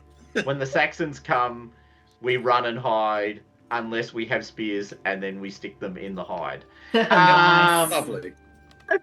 And if you failed your suspicious roll, did you make your trusting roll? Drusilla. Oh no, I got a critical on my suspicious. Oh no, that's roll. right. You got the critical. Yeah. That's right. It was Yeah. Euric who got the fail. Remember the That's ticket. right. Yeah. I did tick Yeah. it. Yeah, and all right, you're like, yeah, it's all bullshit. This guy's like, it's just flowery words. There's no reality behind this. I do actually. What is your suspicious normally? 10. 10. Oh, okay. All right. Well, that's fine. Yeah. It's neither here nor there for you. Yeah. Okay. Cool. Right. Okay. So treaty is signed. You guys all pretty much now have gone this is a treaty of convenience and we know it. Thanks for asking. It has the benefit of keeping Wessex off our back and probably means that Sussex is too worried about what Wessex would do to attack us, and we'll take that as the win that it represents. Mm-hmm. All right, so that's the end of the court scene. And then basically you guys are riding south with Wessex. Yeah. Down past Ebble. Mm-hmm. Because he's trying to take the western side of the Avon. Mm-hmm. And so the quickest way to do that is go up through his ally in Salisbury and then come down along the Ebble, cross the Ebble River and go south into Dorchester. Dorset, which is what he does. So we haven't done a proper battle, and they are an interesting thing. If you go to the battle record... Oh, I need to slightly update something, because I have... Battle record, there we go. Yeah. Oh, wow, it's like you already prepped this. I did, but I've just realised I need to slightly change one or two things. So just give me one Total second. combatants around 300. The big battle. Yeah, So it's a decent Are we going to decide like how many troops we're taking with us? Yes, that's true, actually. Yes, you do need to do that. So what is the number of troops that you are taking? It was funny, I was going to say 50, which is Yeah, what he's already that's got in here as knights per side. So, Oh, no, kind of that's what I was total. thinking. That's total. So that's him. So it's knights and then sort of, and that's rough numbers, right? So it can be more than that.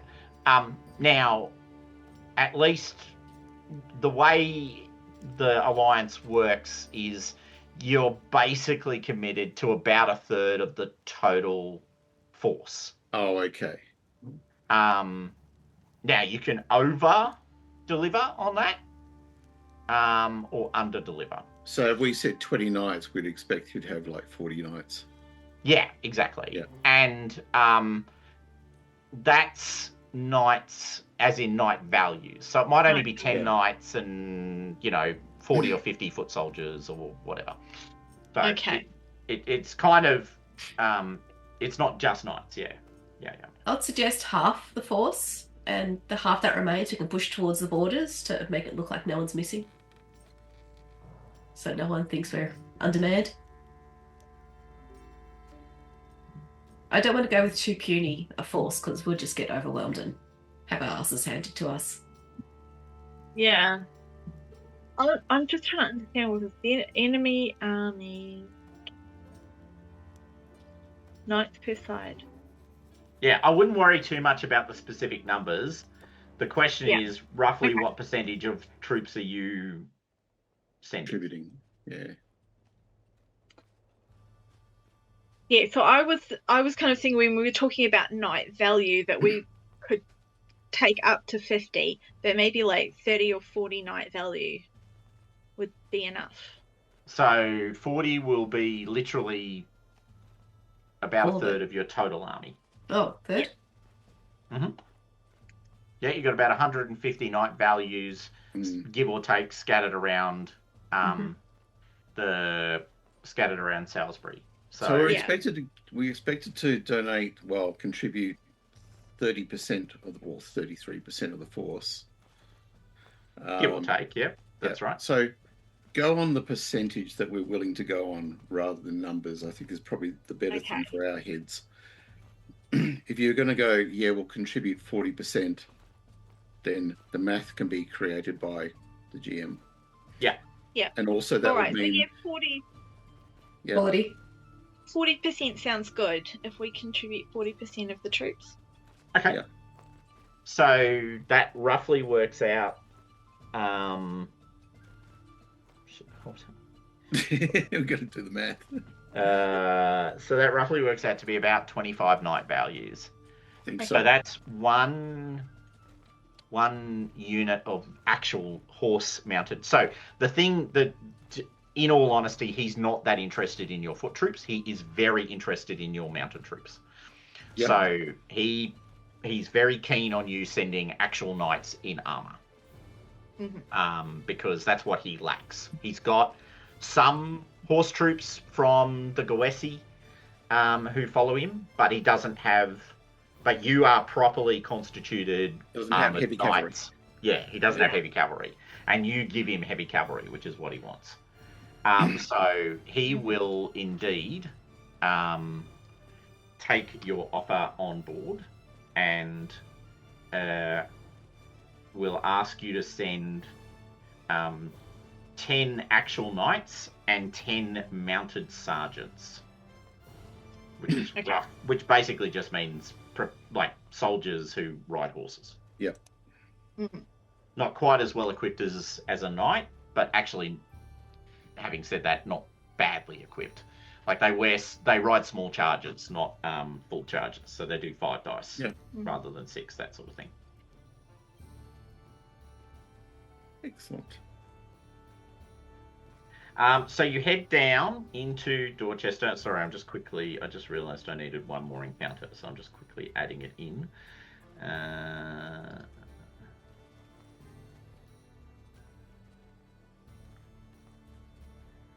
Yeah. So there's 2 lots.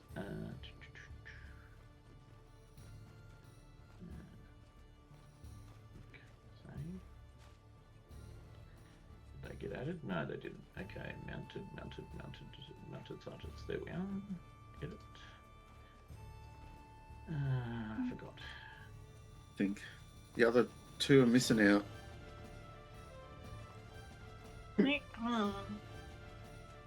Yeah, they are a bit. I'll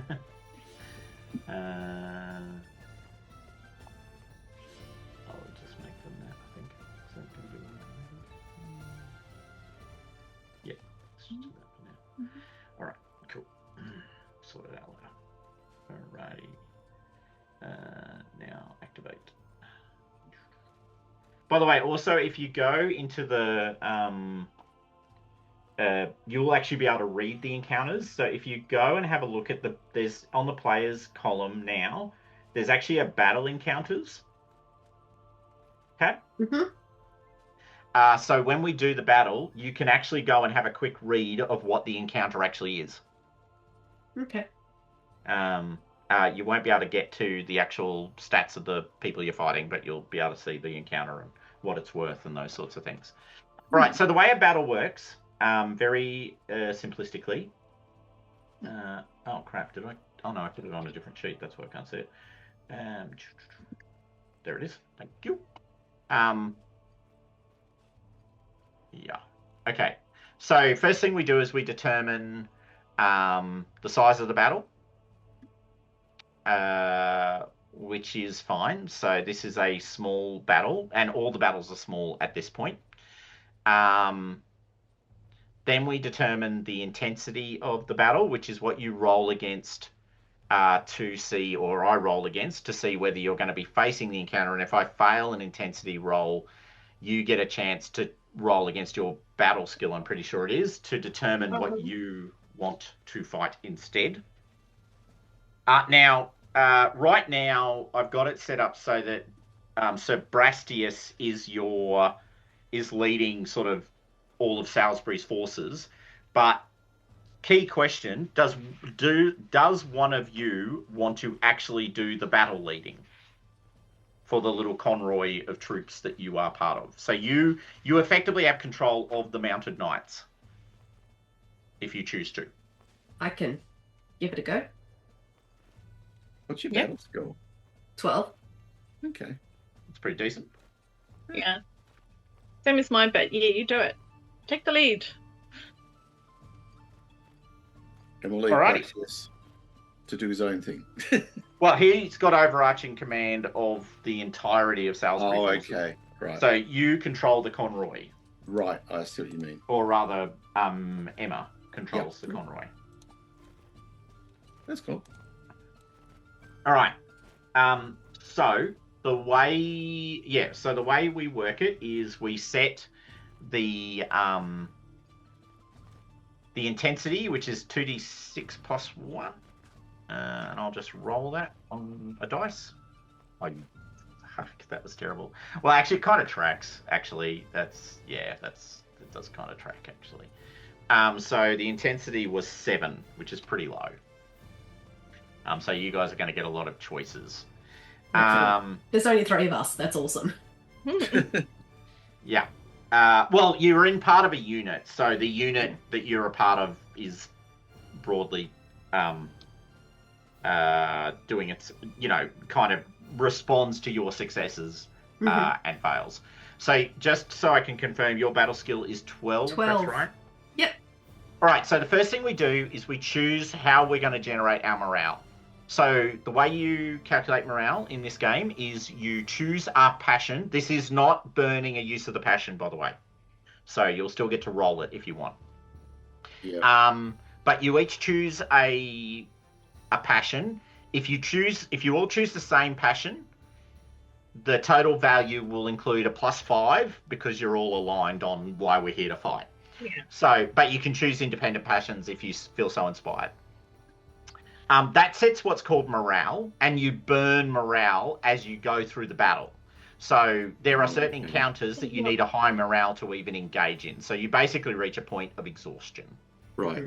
And you go, I'm exhausted. We're out of here. So Like this is a quantity that will get reduced over time. Yeah, it burns down with each encounter. But there are certain things you can do to keep it up. So, for instance, if you fight recklessly, you actually improve your morale for that fight, although you deduct it for the encounter and it sort of all balances out. Okay. So you might want to choose a court or a morale. Mm-hmm. Yeah, I was going to suggest we do it for the Countess Ellen because some of us are ambivalent towards Saxons. But all of us are very pro the Countess, so it makes sense. Yeah. Absolutely. Yeah, I agree. All right, so can I get what is your Countess Ellen passions, please? What's the number? 17. Mm-hmm. Mine's 16. And mine's 17. Fuck, you guys are big fans, aren't you? We really like Countess Ellen. So that's a 20. So that gives you, I think that gives you 22. If I'm doing well, it does, I think, because I think if you choose the same, it's +5. Each player chooses, add +5 to the value if it's exactly the same passion. And it's basically add all the values together and divide by the number of nights. So it's 17 plus 22. +5 to get to 22. So your morale is actually 22, which is astronomically high. Woohoo! Good feeling. And that sets your maximum morale. Yeah. Yeah. So it can never be higher than 22.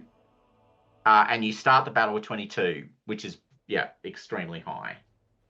All right, so the first thing we do is we roll an opposed battle roll for the battle commander, which is not you guys. It's actually Serdic. Who's pretty damn good at stabbing people with armies. So he's got a battle skill of 18. And he gets the following modifiers. So he outnumbers his opponent. So he gets a +2 modifier for that because he only marginally outnumbers them. So that's 1.5 to 1 advantage. So he's sitting on 20. He's not fighting in his own homeland. He does use scouts, so he gets to 25. His opponent is fighting in his own homeland. So he gets +5. So it's 25 v 20. Okay. Would one of you like to roll a dice for Serdic with a +5? and I Oh, will dear. roll for the opponent. Go, Jess.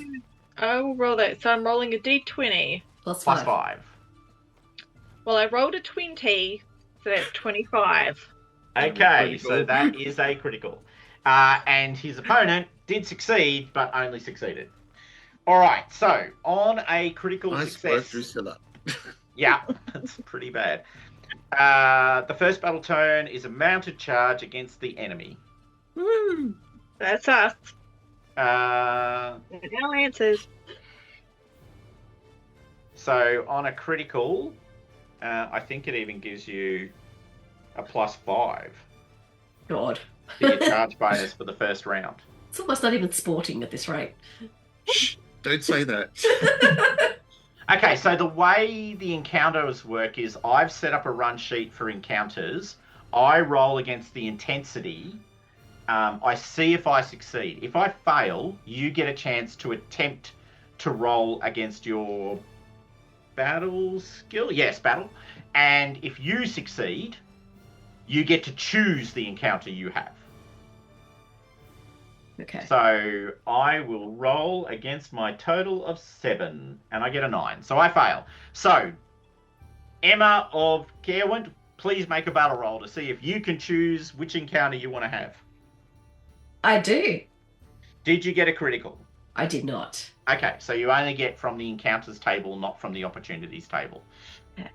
Okay, so the encounter was going to be archers, which means riding through like arrow fire for maybe a number of rounds. No. You can choose to have a fight against some foot soldiers, a fight against other knights, a fight against farmers, a fight against spearmen, and a fight against mounted sergeants, who are sort of slightly less good knights. Which do you prefer? Do these encounters give different glory at the end? Yes, they do. Because riding down the farmers seems to be a low glory thing. It is a low glory Low thing, glory. but they're very easy to beat. Absolutely. Yeah. Um, I'm whereas- thinking either foot soldiers or average knights. Well, I need to be very clear here. This is not a democracy. no. Your commander is making the choice, Lady Emma of Cornwall. But I'm just You trying to can find... take advice, and then you can Yes. I'm going that one. Give me advice. Foot I'm just- soldiers may have spears. They will have spears, almost certainly. Well, the There There are spearmen actually definitely spearmen who spear. have spears. Oh, okay. They're actually a definitive group, are they? There are Yeah. spearmen, and they have Oh, there you spears. go. All right. So you could do foot soldiers and just get that done, or you could just go for the average knights. I think we go for the average knights. I think we do the average knights. Let's Okay. take them off the board. Alrighty. Average knights it is. Oh, you've selected it. I will get out of your way. Coolies. I'm driving. I'm learning how to drive this. I love it. No, that's awesome. All right, so it's a D6 plus 2. I'll roll that for you. Thank you, sir.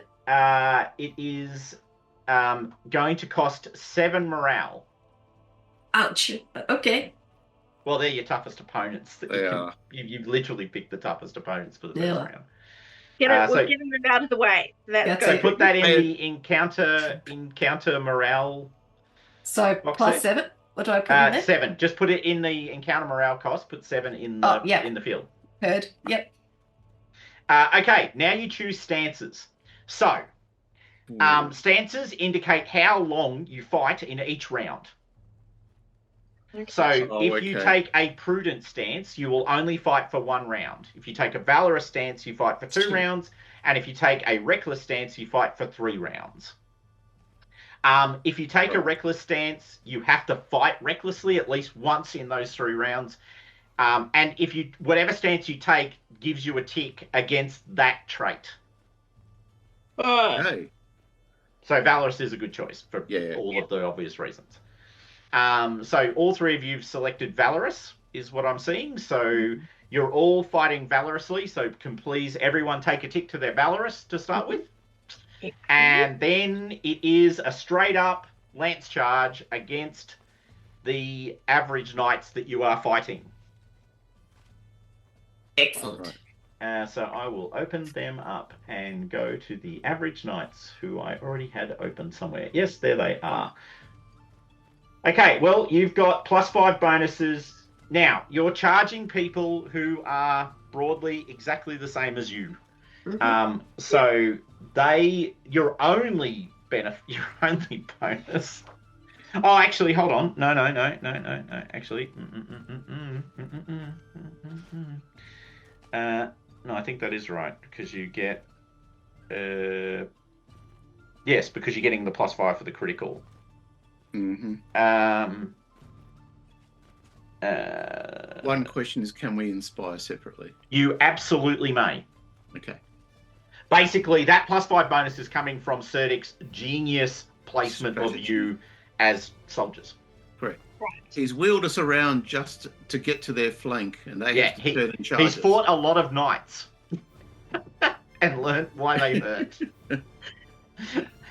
Would be the obvious answer. So if you want to make a passion roll, as you charge up to these knights, you may do so. You will not be getting the lance bonus or the height bonus because they've got lances and they're on horses. Yeah. Well, I'm inspiring against my fealty to Countess Ellen, and I succeed. Preach. +5 additional bonus to your lance charge. So now I'm going to get 10 here. Yeah, I think I'm going to do the same. Mm-hmm. All right. And, yeah. Success. Yeah. Success. So +5. All right. Success. So hold on to your numbers because I'm now going to roll 1. And 3. Okay. So I got so against Drusilla, I got a 10. What did you actually get? I rolled a 5, and then I guess do I add the 10 to that? Well, no. So you add the 10 when you roll. Yeah, I added that. So I rolled a 5. So you got a 5. Yeah. Okay. Is he 4 plus 1? So yeah, that's a 5. That's all right. 5. So he actually beats you. Okay.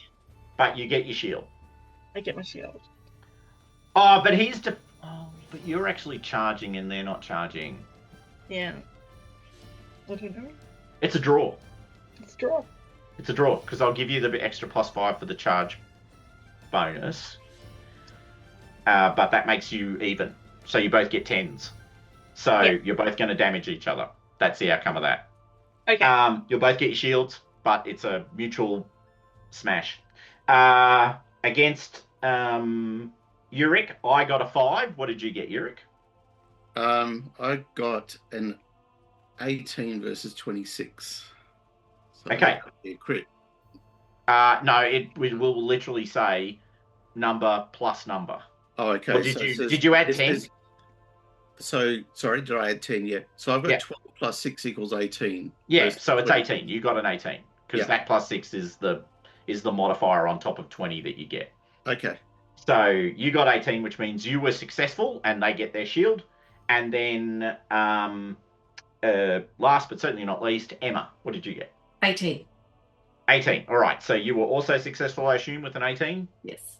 Yep. And they also got a 5. So that's repeating memes. All right. So on that note then, let's go down the damage rolls. Oh, sorry. Let me do that again.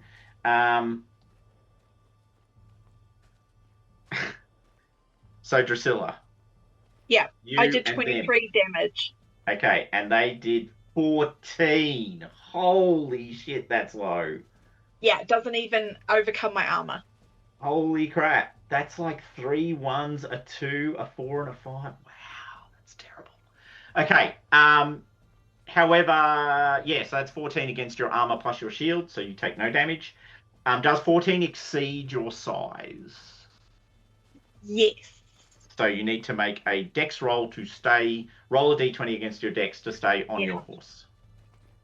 Well, actually, okay, cool. Yeah. And you did how much damage to them? 23.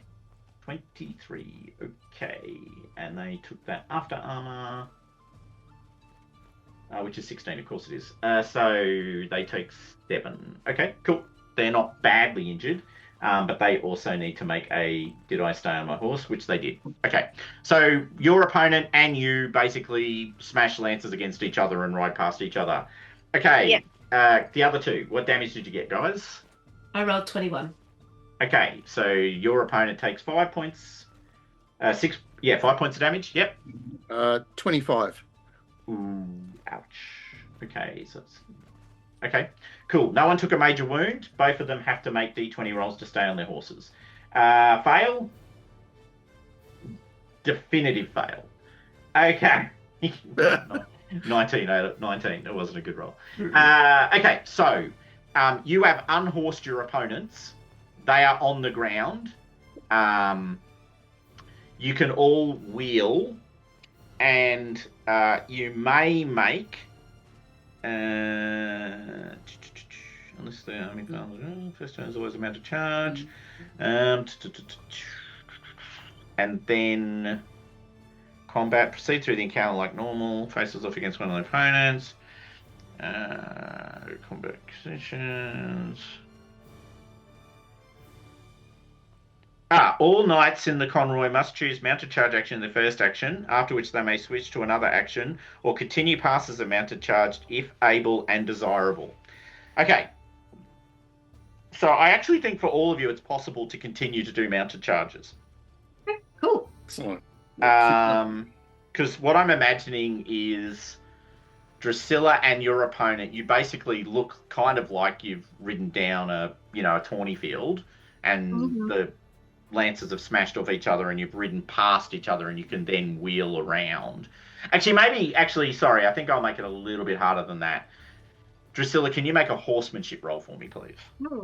Oh, yeah, I automatically pass my horsemanship rolls. Oh, of course you do, because you got the magic freaking bridle or whatever it is. Oh my god. Yeah. All right, so actually, fine. You make your roll anyway. You'll pass, but just make a roll. You make crit. Yeah, you make crit, exactly. I put Carmine Burano on in the background here for myself. Nice, it's perfect.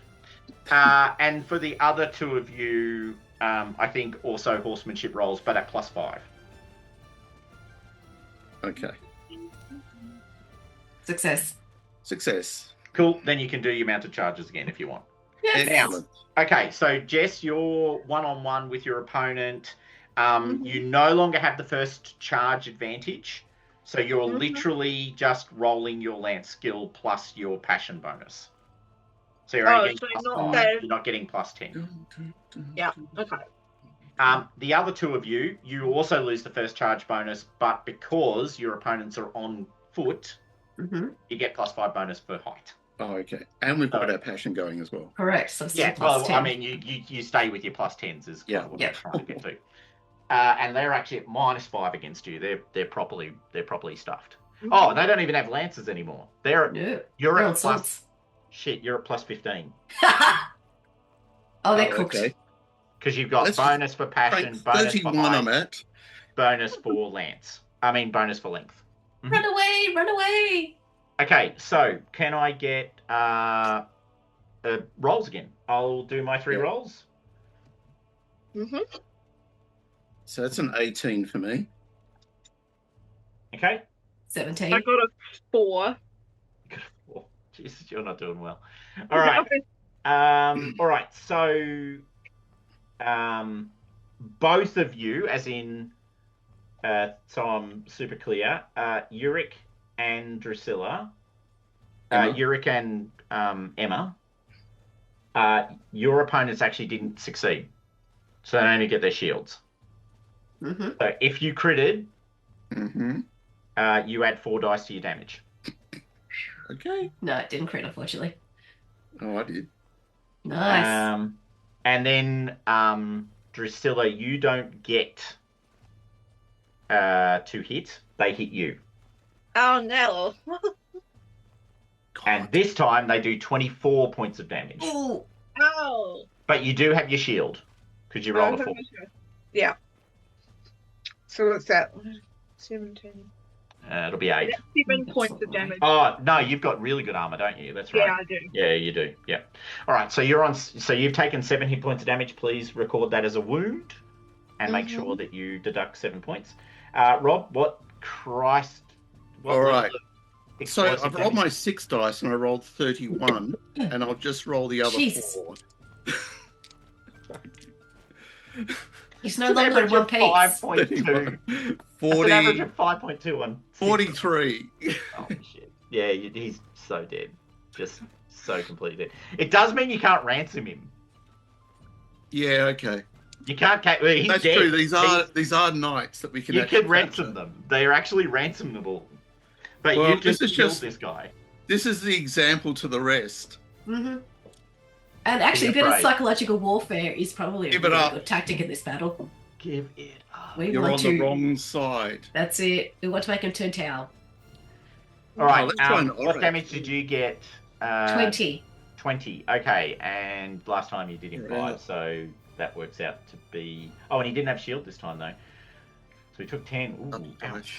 Ouchies, ouchies, ouchies. And he was already on the ground. Oh, but he made his dex roll. Win. And the other guy didn't. Oh, what am I saying? He didn't get a roll. Okay, so at this point,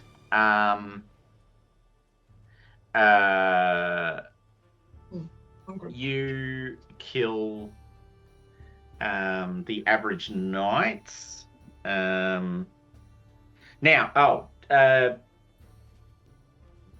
Jess, can you make a dex roll to stay on your horse, please? Oh no.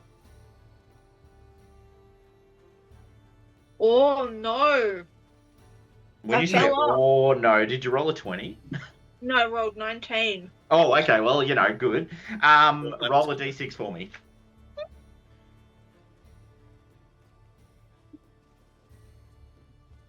Three. Okay, you take an additional 3 hit points of damage from hitting the ground. God. You actually don't suffer any other negative consequences because then the battle moves on. Mm-hmm. So the thing about the stances and the duration and the intensity is you only fight 2 rounds of an encounter with these guys. Yeah. And then you move on to the next encounter. Right. So she literally falls off her horse and then mounts up and catches it up. Yeah. Or you can make a squire roll if you want. Yeah. Squire, I need a lance. Yes, I succeeded. Okay, yes, he says, I am here, my lady. Okay. Yeah, and you don't gain bonuses to morale from choosing Valorous. You all get a tick on Valorous, and we'll worry about the glory later. Okay, so we then go to the next encounter. Now, at any point, you guys can choose to you can retreat from the field. Mm-hmm. So you can actually make a decision to go and recover your morale and also rest and get a chance for healing. So just for your awareness, I'm not saying you want to do that this round. I'm just saying that that's actually an option. Yeah. How long do these battles go for normally? They can go for. We ran one. I ran one of a similar size for the other guys a couple of weeks ago, and we went through, I think, 5 encounters. Okay. Or 4. They can take a while. You could burn an entire afternoon doing a big battle.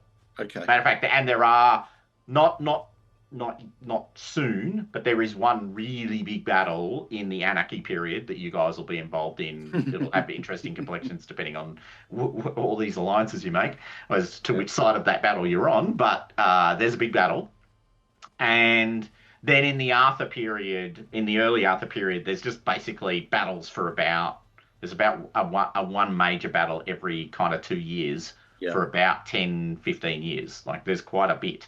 And so your knights actually acquire a bucket load of glory by going to really big battles and fighting. Of course, you also run the risk of getting your ass, of dying. Because whilst the war might be won by Arthur, the jobbing knights, they take the hit, as it were. Yeah. Okay, cool. Now,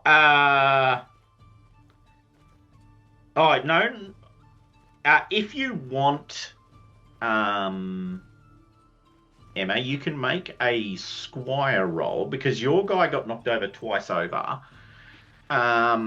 You could try and capture. You could make a squire roll to capture this knight, which means ransom.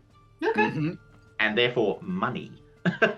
Not this time. Correct. Not this time. My squire's Not this too. time. Squire No. failed. Okay, he ran away. He got away. He got Yeah. away. He's screwed away. But you did defeat him, so you can count him as a victory.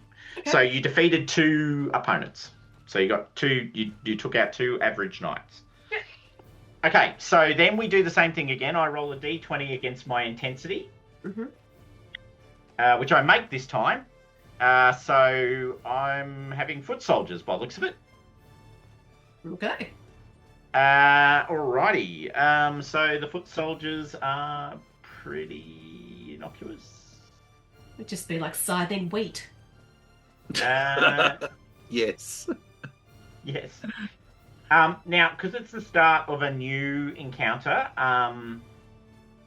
unfortunately, your passion only lasts for 1 encounter. Mm-hmm. Mm-hmm. So that's how it works, right? So, and you can't use that passion again in this battle. Yeah. So you used, and I think it was the right call, by the way. That let me be super clear. If I was, it was the right place to burn your best passion, as it were. It's like I'm fighting guys who are actually just as tough as me. I think I'll buy Go into hard. that. Yeah. Go hard on those guys. Yeah. Okay. Cool. Funny All enough, when we were playing One Ring, the big random roll was, "Oh look, you've got a ring wraith," and we went, "We really need to fight it now and get rid of it, because everything else is going to be a struggle." Yeah. Mm-hmm. And you fought it right at the beginning, as I recall. We did. Yeah. And we took it out. Yeah. What's up? It wasn't a small fight. All right. Okay. So you are fighting foot soldiers. They are carrying axes and maces and swords. Mm-hmm. They actually don't carry spears. They carry axes and maces and swords. So broadly the same thing. So choose your stance. Everyone's choosing valorous. Cool. That's cool. Yeah. Okay. I'm just going to go gents. What's Alright. the encounter cost? Good question. 3? Battle encounter. These guys. Oh, I don't think it's in there. Oh, bugger. I think I've failed to put it in. Oh, that's annoying. Oh, 1d6. Who rolls that? Me or you? You can roll it if you want. Yeah, I'll give it back to you. 5. Yikes. 5. Okay, well, there's the morale cost. They're beefy.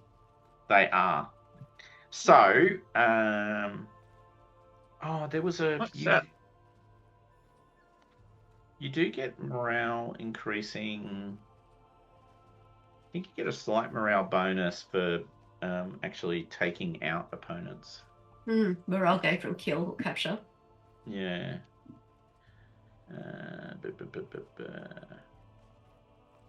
Oh no, that's not right. It should be 22 minus 12. Is that right? Minus 12, yeah, so it's currently 10. That's right. Yeah.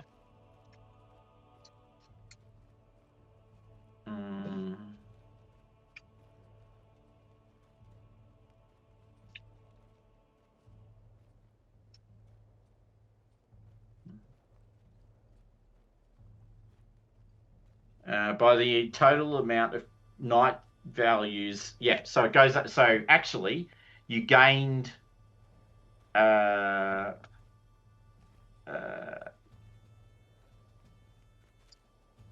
so this posture gain loss is 0.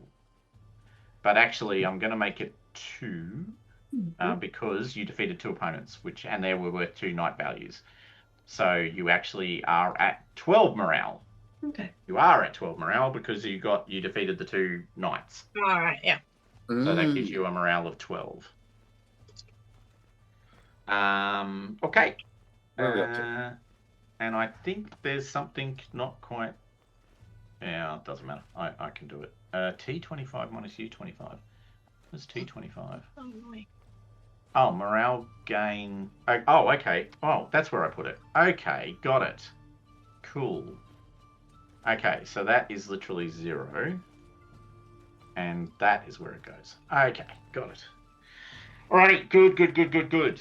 So, on that note then, you are facing off against foot soldiers. You need to make a battle roll to be able to charge. Right, so each of us independently makes a battle No, roll? the battle commander makes the roll. Alright, battle commander. That in this case is Emma. Are we fighting Saxons or are we fighting? No, you're actually fighting Celts. Yeah. Okay, I can't roll my hatred then. You Okay, cannot. battle, go. Please be kind. Success. Thank God. Okay, you can charge. Whoop, whoop.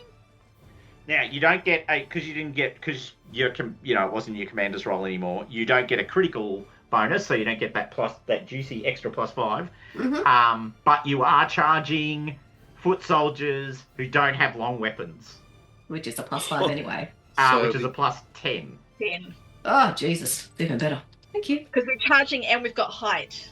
Yes, all the wins, none of the losses. Yay. All right, so foot soldiers, please. Now there's 2 of them for each one of you. Mm-hmm. So equivalent of 6.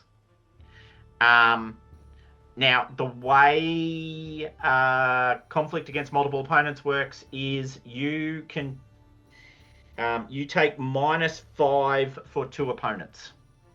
Yeah. So sorry, so you're back to +5. -5. That's that. Okay. Yep. So you're at +5 on top of your lance skill at the moment if you don't do any inspiring, which you may not want to do. Do not want to do it? Okay, right. So Success. 19. Alright. Oh, I'm the Success. same. And I rolled 13.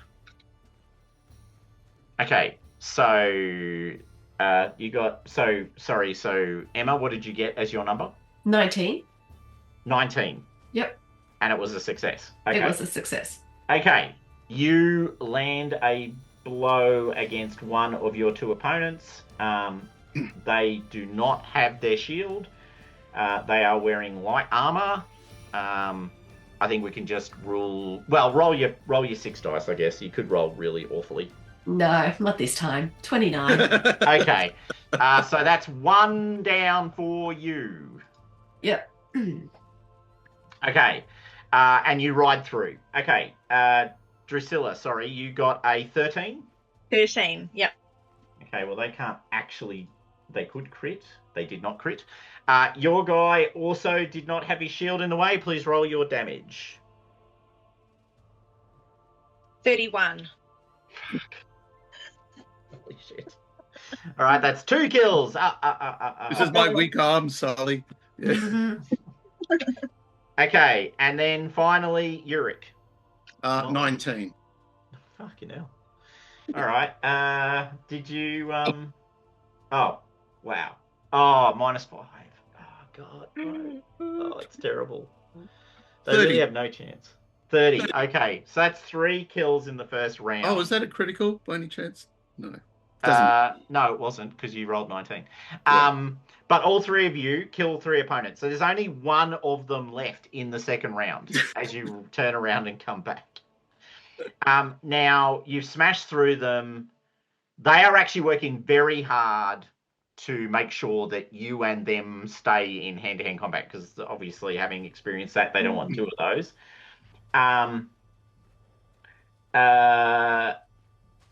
You're charged by mounted knights. I think I'm just gonna, I'm gonna roll their valorous. They made it. Oh my God. Really sad. None of They this returning peasant. they probably should have run away. But they're defending their homeland against Saxon invaders. It's fair, we understand. So they are not backing down, even though they're probably all going to die. All right, so please make another battle roll. You need to roll. I'll be up front. You need a critical to get a second charge on these guys. Almost certainly not. There you go. Failed. Okay, it's not. It's. There's not a massive negative impact. It's just you now need to use hand-to-hand weapons. Mm-hmm. So you ride through them. There's only 1 versus each of you. You're on a horse, so you get +5 automatically for that. Okay. And actually, they get a -5 because you're on a horse. And they're one-on-one with you, so you're not getting the modifier for multiple opponents either. So you just have a raw +5. So give me your rolls, please. I got a success with an 8. Okay, your opponent did not succeed, so you will be landing a blow without them having a shield in the way. Okay, so that's 5. Which is 5 points of armor. Good. 12. Well, that wasn't that impressive. Okay. Drusilla. Sorry, Emma. Success with 9. Your opponent also did not get a success. Please roll your damage. It is going to be a 20. It's 20 points of damage. Mm-hmm. Ouch. I will have a major wound. I will be defeated. You can claim that as a second kill. And third. No, -5. Fuck. Euric. 17. Yeah, he didn't get a success. So once again, 5 points of armor. Go for broke. And it's only a low 19. Major wound. Takes him out. Right. Only by 1 point, but that's all it takes, right? Okay, You know what? It was my family sword, which gives me an extra 1 point of damage. Terrible. All right, so yeah, you took out 5 of them, which completely nullified the 5 cost for the encounter. So you are now at... So you basically are still at 12. Mm-hmm. So your current morale should be... It's interesting. Is that... Oh, yeah, it just needs to be updated to 12. All right, so we're at the third round. We are moving adroitly through this. I fail my intensity roll. Please make a battle roll, O Commander. I want to take out, I think... Oh! I fumbled. You fumbled. I fumbled. I think actually that doesn't matter because... That's when we're getting cadence. You're going to get screwed by the poo. It's time to do it. Because so it just defaults back to me setting the encounter. Yeah. I reckon you guys have been a big enough problem that some mounted sergeants decide you've got to go down. I knew that was coming. I reckon it's the mounted sergeants. Mm-hmm. So the mounted sergeants come at you hard, and D6 plus 2. Okay. Do you want to roll a D6 plus 2 for morale loss, please? Oh, no, you've got the minimum morale. You literally just scrape it in with 12. We good? Yeah. Good. Yeah, it's good that you had such a good round last round.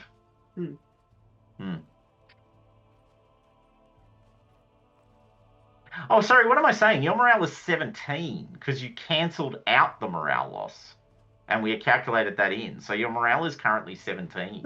Oh, there right. Okay, so I'll fix that. Okay. And then you deduct whatever we roll here. What did you roll on the D6 plus 2? I rolled 3.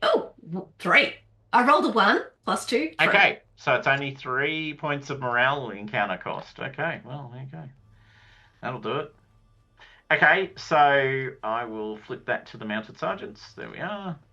Mounted sergeants they are. Oh, Drusilla's valor, better part of... Prudence, better part of valor. Yeah. I'm like, oh, these guys on horses. I'm a bit unsure. Well, they might get to charge you is the difference. Yeah. Okay. Check prudent. Yep. And I will roll a D3 to reduce your Conroy's morale. Oh, I got 3. So morale encounter cost is 6, not 3. Oh, really? Yeah. Jesus. That escalated quickly. Yeah, you're wilting Violet over there. Did you know Sorry. services? Did us a dirty. Did you a dirty? That's Dirty, right. Yeah. No. Okay. So at this point, it's I'm gonna make it an opposed battle roll. So I'm I'm going to notionally give this guy... Yep, okay. Roll. Oh, fuck's sake. Should have Any chosen. bonuses to that battle roll? No, just your 'Cause D12. Just a 20 versus 12. Don't worry, I failed it too. Okay, I thought about making the battle 10, and then I went, oh, it seems a bit high. I'll make it 8, and then I rolled a 10. So lucky. I was guy. thinking you were going to make it an 8, so that might have helped. Oh, okay, there you go. Oh, yeah. Psychic powers are us. Okay, so no one charges. They basically sweep in, and you guys are in this... So you're in this swirling, battle. There's troops everywhere. You've smashed your way through. You hit that heavy cavalry unit, took them down. Then you swept into foot soldiers. You've been smashing your way through foot soldiers. You're now, the scene in... God, I hate to say it, but well, maybe not Braveheart. No, I can't bring myself. Henry the VIII. Henry the Fifth. Henry V. You're the knight surrounded by foot soldiers. You're not free of movement anymore. And these mounted sergeants kind of have also ridden up on their horses, but they don't have any. There's people all around you. There's no room for charging anymore. It's just swords and horses smashing into each other. And you're fighting like knights do. So I need some I need some adversarial mounted sergeants. Hold on. I was going to use you guys. Oh. Yep, there we go. Hey, there we are. Yeah, that makes sense. That looks good. Actually, I'll just sorry, I will just be very reasonable in comparing that to what it says here. Oh yeah. That's kind of, yep, that tracks. That works. They're basically exactly the same. One slight difference. Yep. Cool as are. Okay, so it's one per person. Straight up fight. No lances. You can choose to inspire if you want. Please make that declaration now. Otherwise, we're straight into it.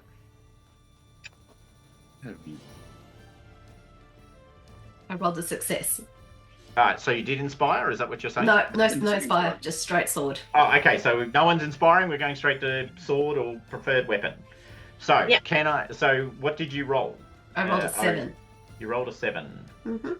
I rolled a 3. Of course I did. So you beat them. That's your one. Drusilla. I rolled a 6 and says success. 6. Okay. I rolled a 16 and failed. And Euric. There's no modifiers at all?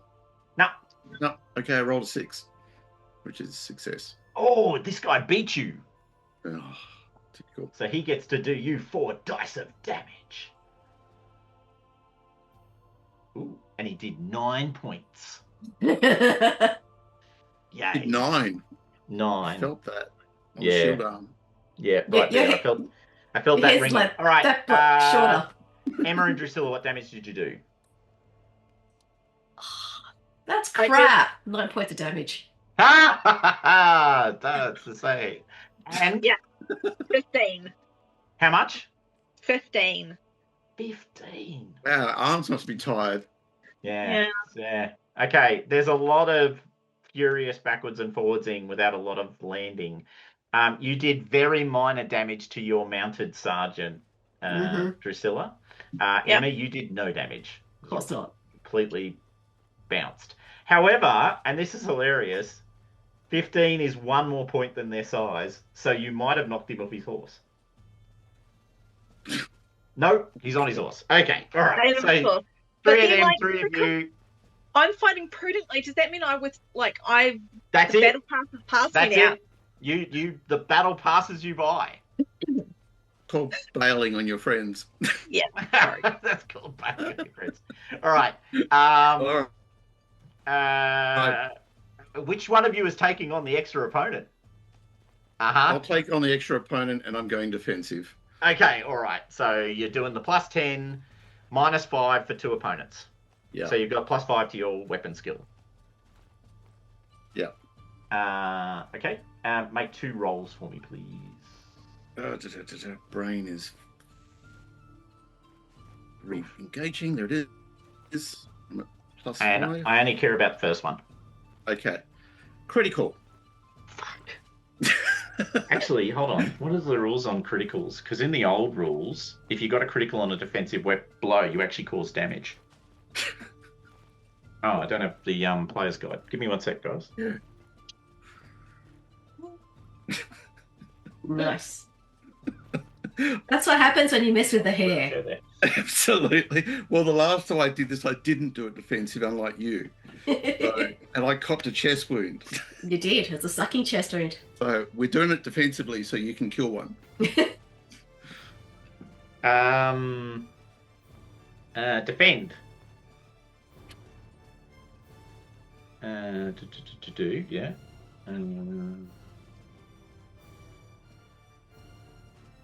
I think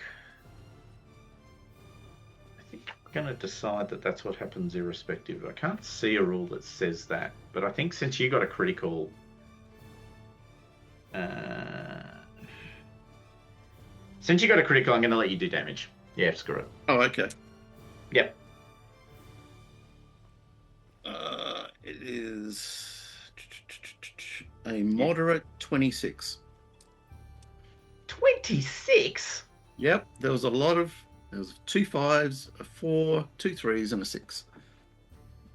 Oh, actually, I rolled too many. I'll take out one of the 6s. Okay. So that's 20. Sorry, 10. Well, you said 26, so minus 6 is 20. Yeah. Yep. 20. Okay, so still more than enough to knock him off his horse?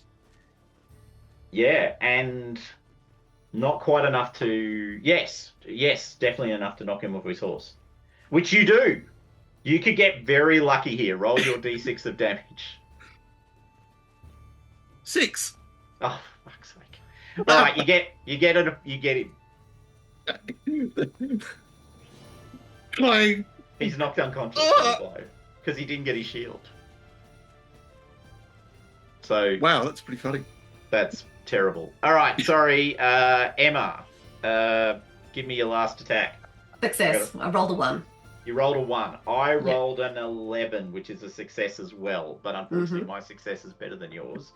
So I will roll my 4 dice of damage and do 9 points of damage again. Ding, ding, ding, ding, ding. Does nothing. Tap. Chips off the paint. Meanwhile, Euric, I will fight defensively. Oh, I swear I was going to fight defensively. I swear that was my intent. Yeah. Do I still roll damage? No, because he beat you, he so win you that just one. get your shield. That's fine. Okay, so at the end of is this the third round? That was the third round, wasn't it? Yes. Yeah. All right, at the end of the third round, you get 1 morale for the 1 kill that you got. And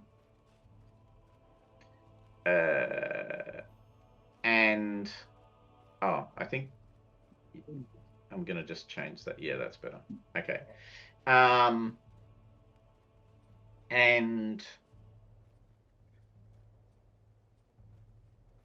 make me one last. I think we'll do one last round. So Sure. let's see if I get lucky. I rolled a 17. I rolled a critical. Oh well, you win. So I'll let you that. Thank you. You're welcome. All right. Okay, because it's my choice to roll the critical, and you guys have been, doing damage everywhere. Jesus. Here it comes. One of the leading lights of the Dorset forces rides out towards you, points at you, Emma of Gerwent, who's been leading this betraying force of Celtic knights working with the Saxons against a kingdom or a county that was formerly part of Uther's kingdom, and calls you out for one-on-one combat. God. Awesome. Jesus. Okay, let's roll. Now, well, hold on. You. I mean, I think this is what you're going to do, but I will just point out you can, of course, go. Yeah, I'm not doing that. And take the inevitable hit to honor. Or indeed, you can challenge. You know, you can accept the challenge. My broader question is: A, do you accept the challenge? I assume the answer is yes. Yes. I assume you're not gonna back off from it. Don't. My actual other question is, do you make any attempt to defend your actions, or do you just drive straight into combat? No. Because, like, there's two armies listening to this. Oh, Jesus. Okay, fine. I will defend our actions in the name of Countess Ellen.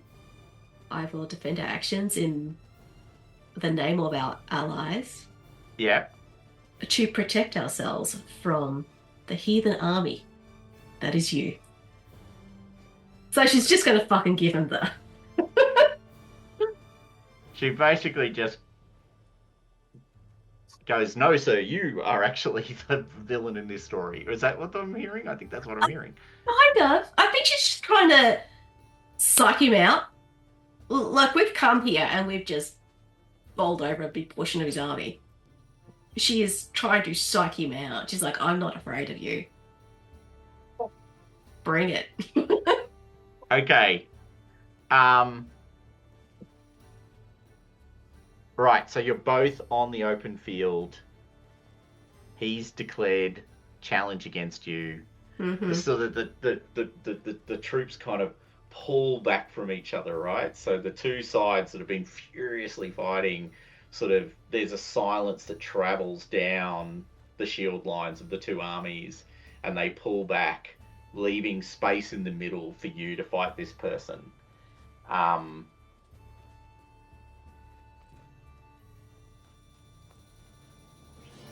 I think you have... Yeah, you have the right to... Oh, it's not chivalry yet. It's not really chivalry. So he just... Nah, he just drops his lance and charges you. As in, drops the lance down and charges towards you. Interesting. Why would you do that? That's stupid. Well, no. I mean, sorry. When I keep on saying the word drop, Oh, as in lowers the lance. He lowers the lance and then charges you. Yeah, as compared to clunk. Yeah.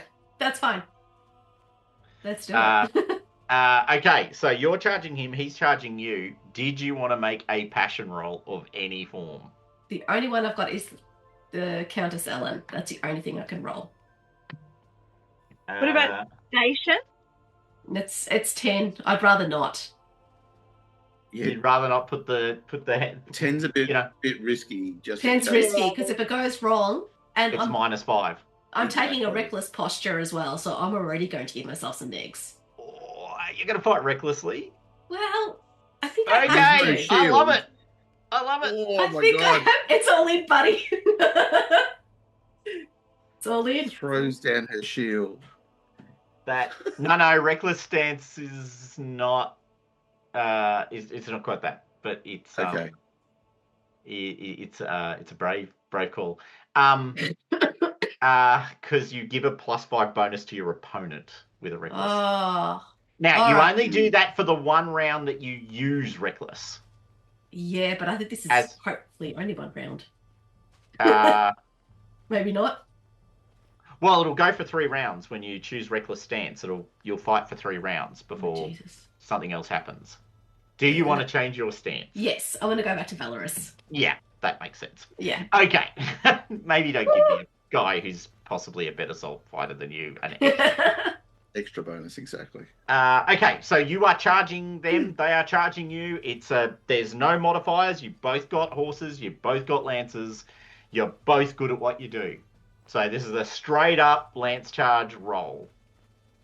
Did I sacrifice the goat this morning? Yes! I rolled a 1. Success. Okay, you rolled a 1.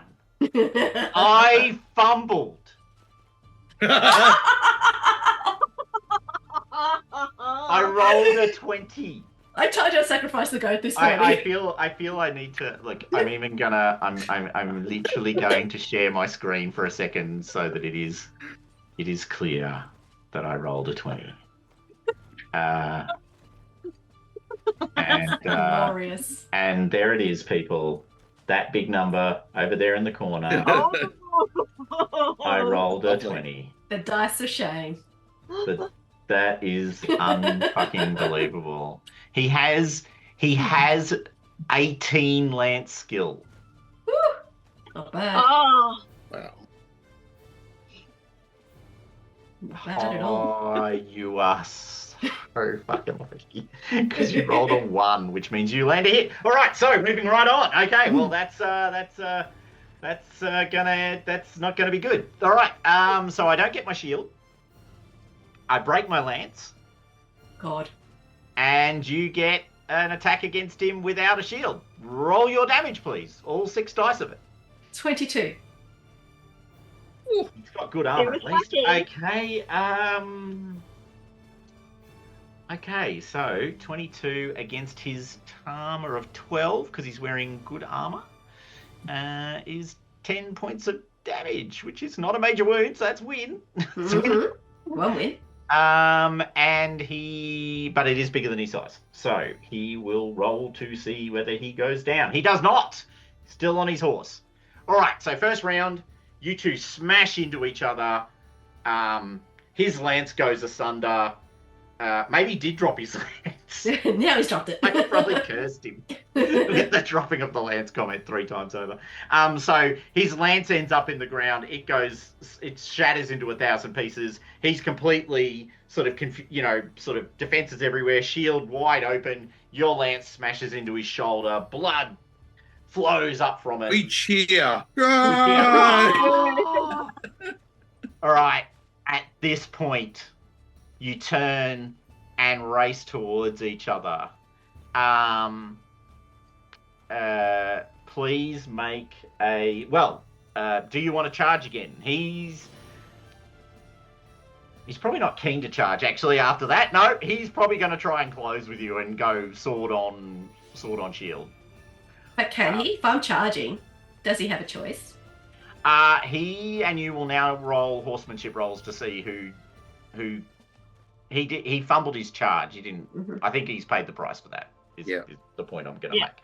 I think he's paid the price.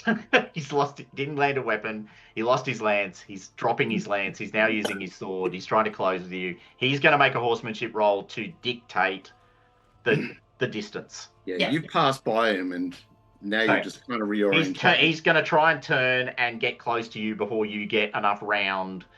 Enough air to charge him again. Yeah. Roll your horsemanship. I rolled a 16, which is a failure. A failure. Okay, he did not fail. Didn't get a crit, but did not fail. So he dictates the distance of combat. So he dictates it as I'm going to use my sword. Yep. Thanks for asking. He's really good with a sword, so that also makes sense. It's a straight up sword skill roll. Okay. Opposed. Rolled 11. Oof, he beat you by 1. He rolled a 12. So he lands a blow against you. Mm-hmm. Now you do get your shield, I assume. Yes. Sub 6. Okay.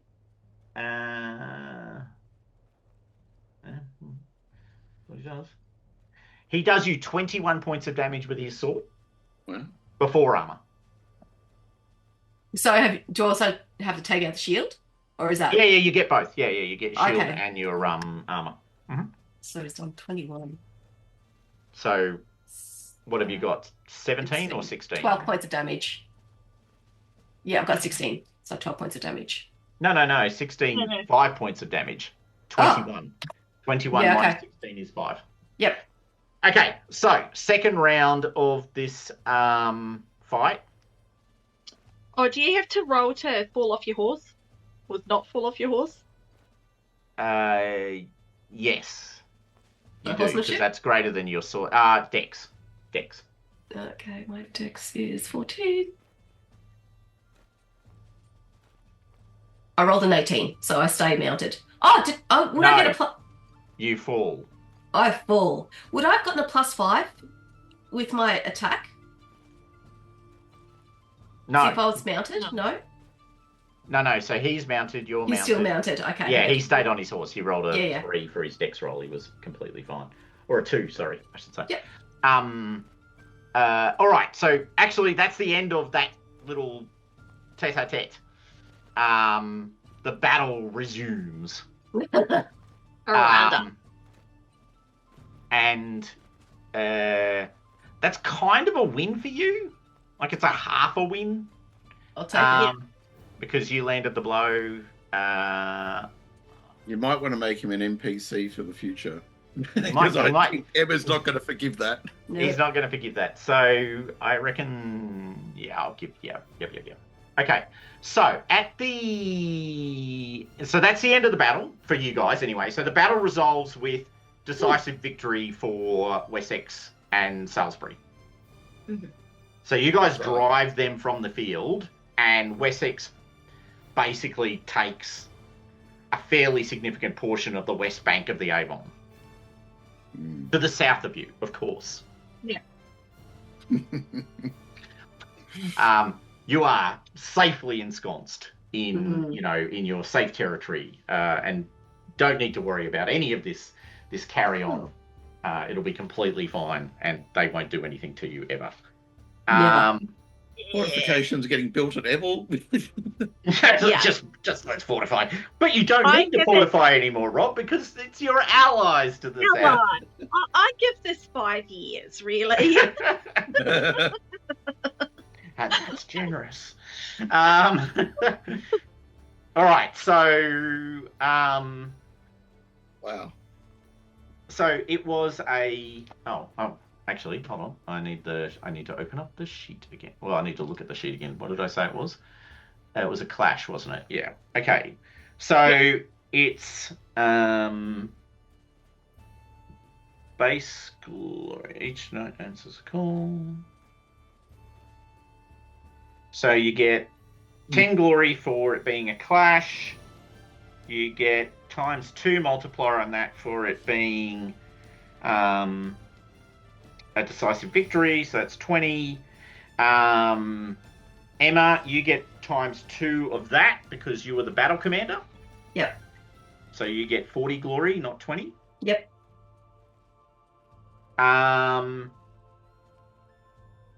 You can claim. How much money do you get? Oh, I am not doing that. That is annoying. I think you each get 2 librum worth of plunder for the decisive victory and for various other things. So that's not to do with ransoming. That's literally just what you get. Mhm. Now, who's got the who took the oh, it was Emma, wasn't it? Emma, make a ransom dice roll for me. A D6, please. Oh no! I rolled a 1. Who did you, You get 3 librum for the poor knight that you captured. Okay. Which Emma- knight Emma- did you capture? Well, Right the in the first first round. round. Right The- in the first The encounter. Squire failed, didn't they? Oh, Yeah, they the squire did failed. too. Yeah. Sorry, I Yeah. forgot. No, don't worry Oh, about it. damn That is it. correct. Sorry. Rob, Next you time. cut me short, We'll have a man. plan next time. And Euric, when we wrote you killed your sergeant, did you kill your sergeant? Oh, very much. With 41 points, I think I did. He did. Oh, that's right. Yeah. Okay. So no. I don't think there's any other ransom on the table for you guys. There is not. Okay. So Nothing Glory- too complicated for us. glory for people who were actually stabbering people. So I'm just going to put these numbers down the side. So each opponent. Oh, if it'll let me. Oh, might help if I turn on number lock. No. Okay. What the fuck is going on? Okay. That's literally not letting me type. That's annoying. Okay, I'm just going to put it there. All right. So 25 for each mounted knight that you took out. That's individual rewards now we're talking about. 25. Yeah. So Euric and Emma get 25 each. Drusilla gets nilt. For the foot soldiers, they were worth. I'm going to guess that they were worth 10, but I will find out. Or maybe 5. Foot soldiers, glory, 10. Oh, there you go. Foot soldiers were worth 10. So if you took 2 out, you got 20. If you took 1 out, you got 10. So that's 20 for Emma and 20 for Euric and 10 for Drew. Mounted sergeants, I'm going to bet that they were worth 15. Yep. Oh, they were 25. Oh, that was worth as much as a knight. Okay, that's cool. So Euric, you get 25 for the mounted sergeant. Oh. And then, last but certainly not least, for your participation in the Clash of Champions, you may have 25 glory. You? Emma. So that would be. So if I'm doing the math right, Drusilla got 30 glory for the battle, 20 base plus 10 for her victory over the foot soldier, and everyone else got way more than that, and I can't do the math in my head. 115 for me. 115. We had a base 20, didn't we? Except for Emma. Yeah. Okay, so I got 80. Yep. I think. And No, that I got is way more than that. Sorry, 75. yeah, because you took out 95. 25, 50, 70 plus 20. You should have 90. Is my math? Because you got 25 for the first night, 20 for the 2 foot soldiers, 25 for the mounted sergeant. So that's 25, 50, 70. And then you get 20 base. So that's 90. Okay, cool. And Drusilla got 30, and Emma got 25, 45, 50, 70, plus 40, so 110. And you also all gained 2 Librum in plunder for it. And yeah, massive decisive victory against Dorset, and a fairly happy Cerdic, because he now controls both the east and west banks of the Avon River, which means he also controls ships going up and down the Avon. Yes. Which he wants to do. Yeah. And actually we want him to do too, because it means that Essex is not going to be able to so easily come up the river. True that. That is a very true thing. So at the end of the battle, you guys are, fated by Cerdic. He thanks you for your service. Thanks Salisbury for its commitment and its honour. Reminds you all of his, interest in bringing more kingdom, more he literally says to you, I will unify the kingdom by peace or by word or by sword. You have, every county, every kingdom will have the choice of word or sword. You have chosen word. Dorset has chosen sword. Sword. Yeah. Alrighty. That is the end of the session at 4:30 in the afternoon. It seems reasonable. Excellent. We got through a lot, though. We did well, yeah. Very well. You guys did. Actually, I'm kind of interested to know glory. what were your glory rewards, guys? What did you end up with out of that run? Because you did pretty well. You got decent feast glory. I ended up with about 300 glory on top of what I had. Yeah, nice. It was staggeringly good. Yeah. Oh, yeah, because you turned the feast into just manufacture glory every round, and I'll do nothing. Yeah, absolutely. Yeah. Oh, did you add the adoration for Eloise to your sheet? No. Don't forget to do that. Excellent. What did I get? I got 160 glory and all that. Did that include Everything? That's pretty the whole decent. session. It's not bad. Not Yeah, bad. I got 147. Yeah. This is your pretty battle, okay. you didn't do well in the battle, but you did pretty No, well I on the didn't. feast. What value Okay. is the adoration for it? Oh, that's why I was asking you what trait you had. It's equal to the trait. Oh, okay. So that's 15? 15. Yep. Okay. Yeah. Wow. Holy shit. Nice. Is there anything else I can do? Not this. When we get to winter, we'll do your first. You know, what are you going to do to show your love Yeah, for Eloise that's all right. test? Yeah. Here pull comes out the pain.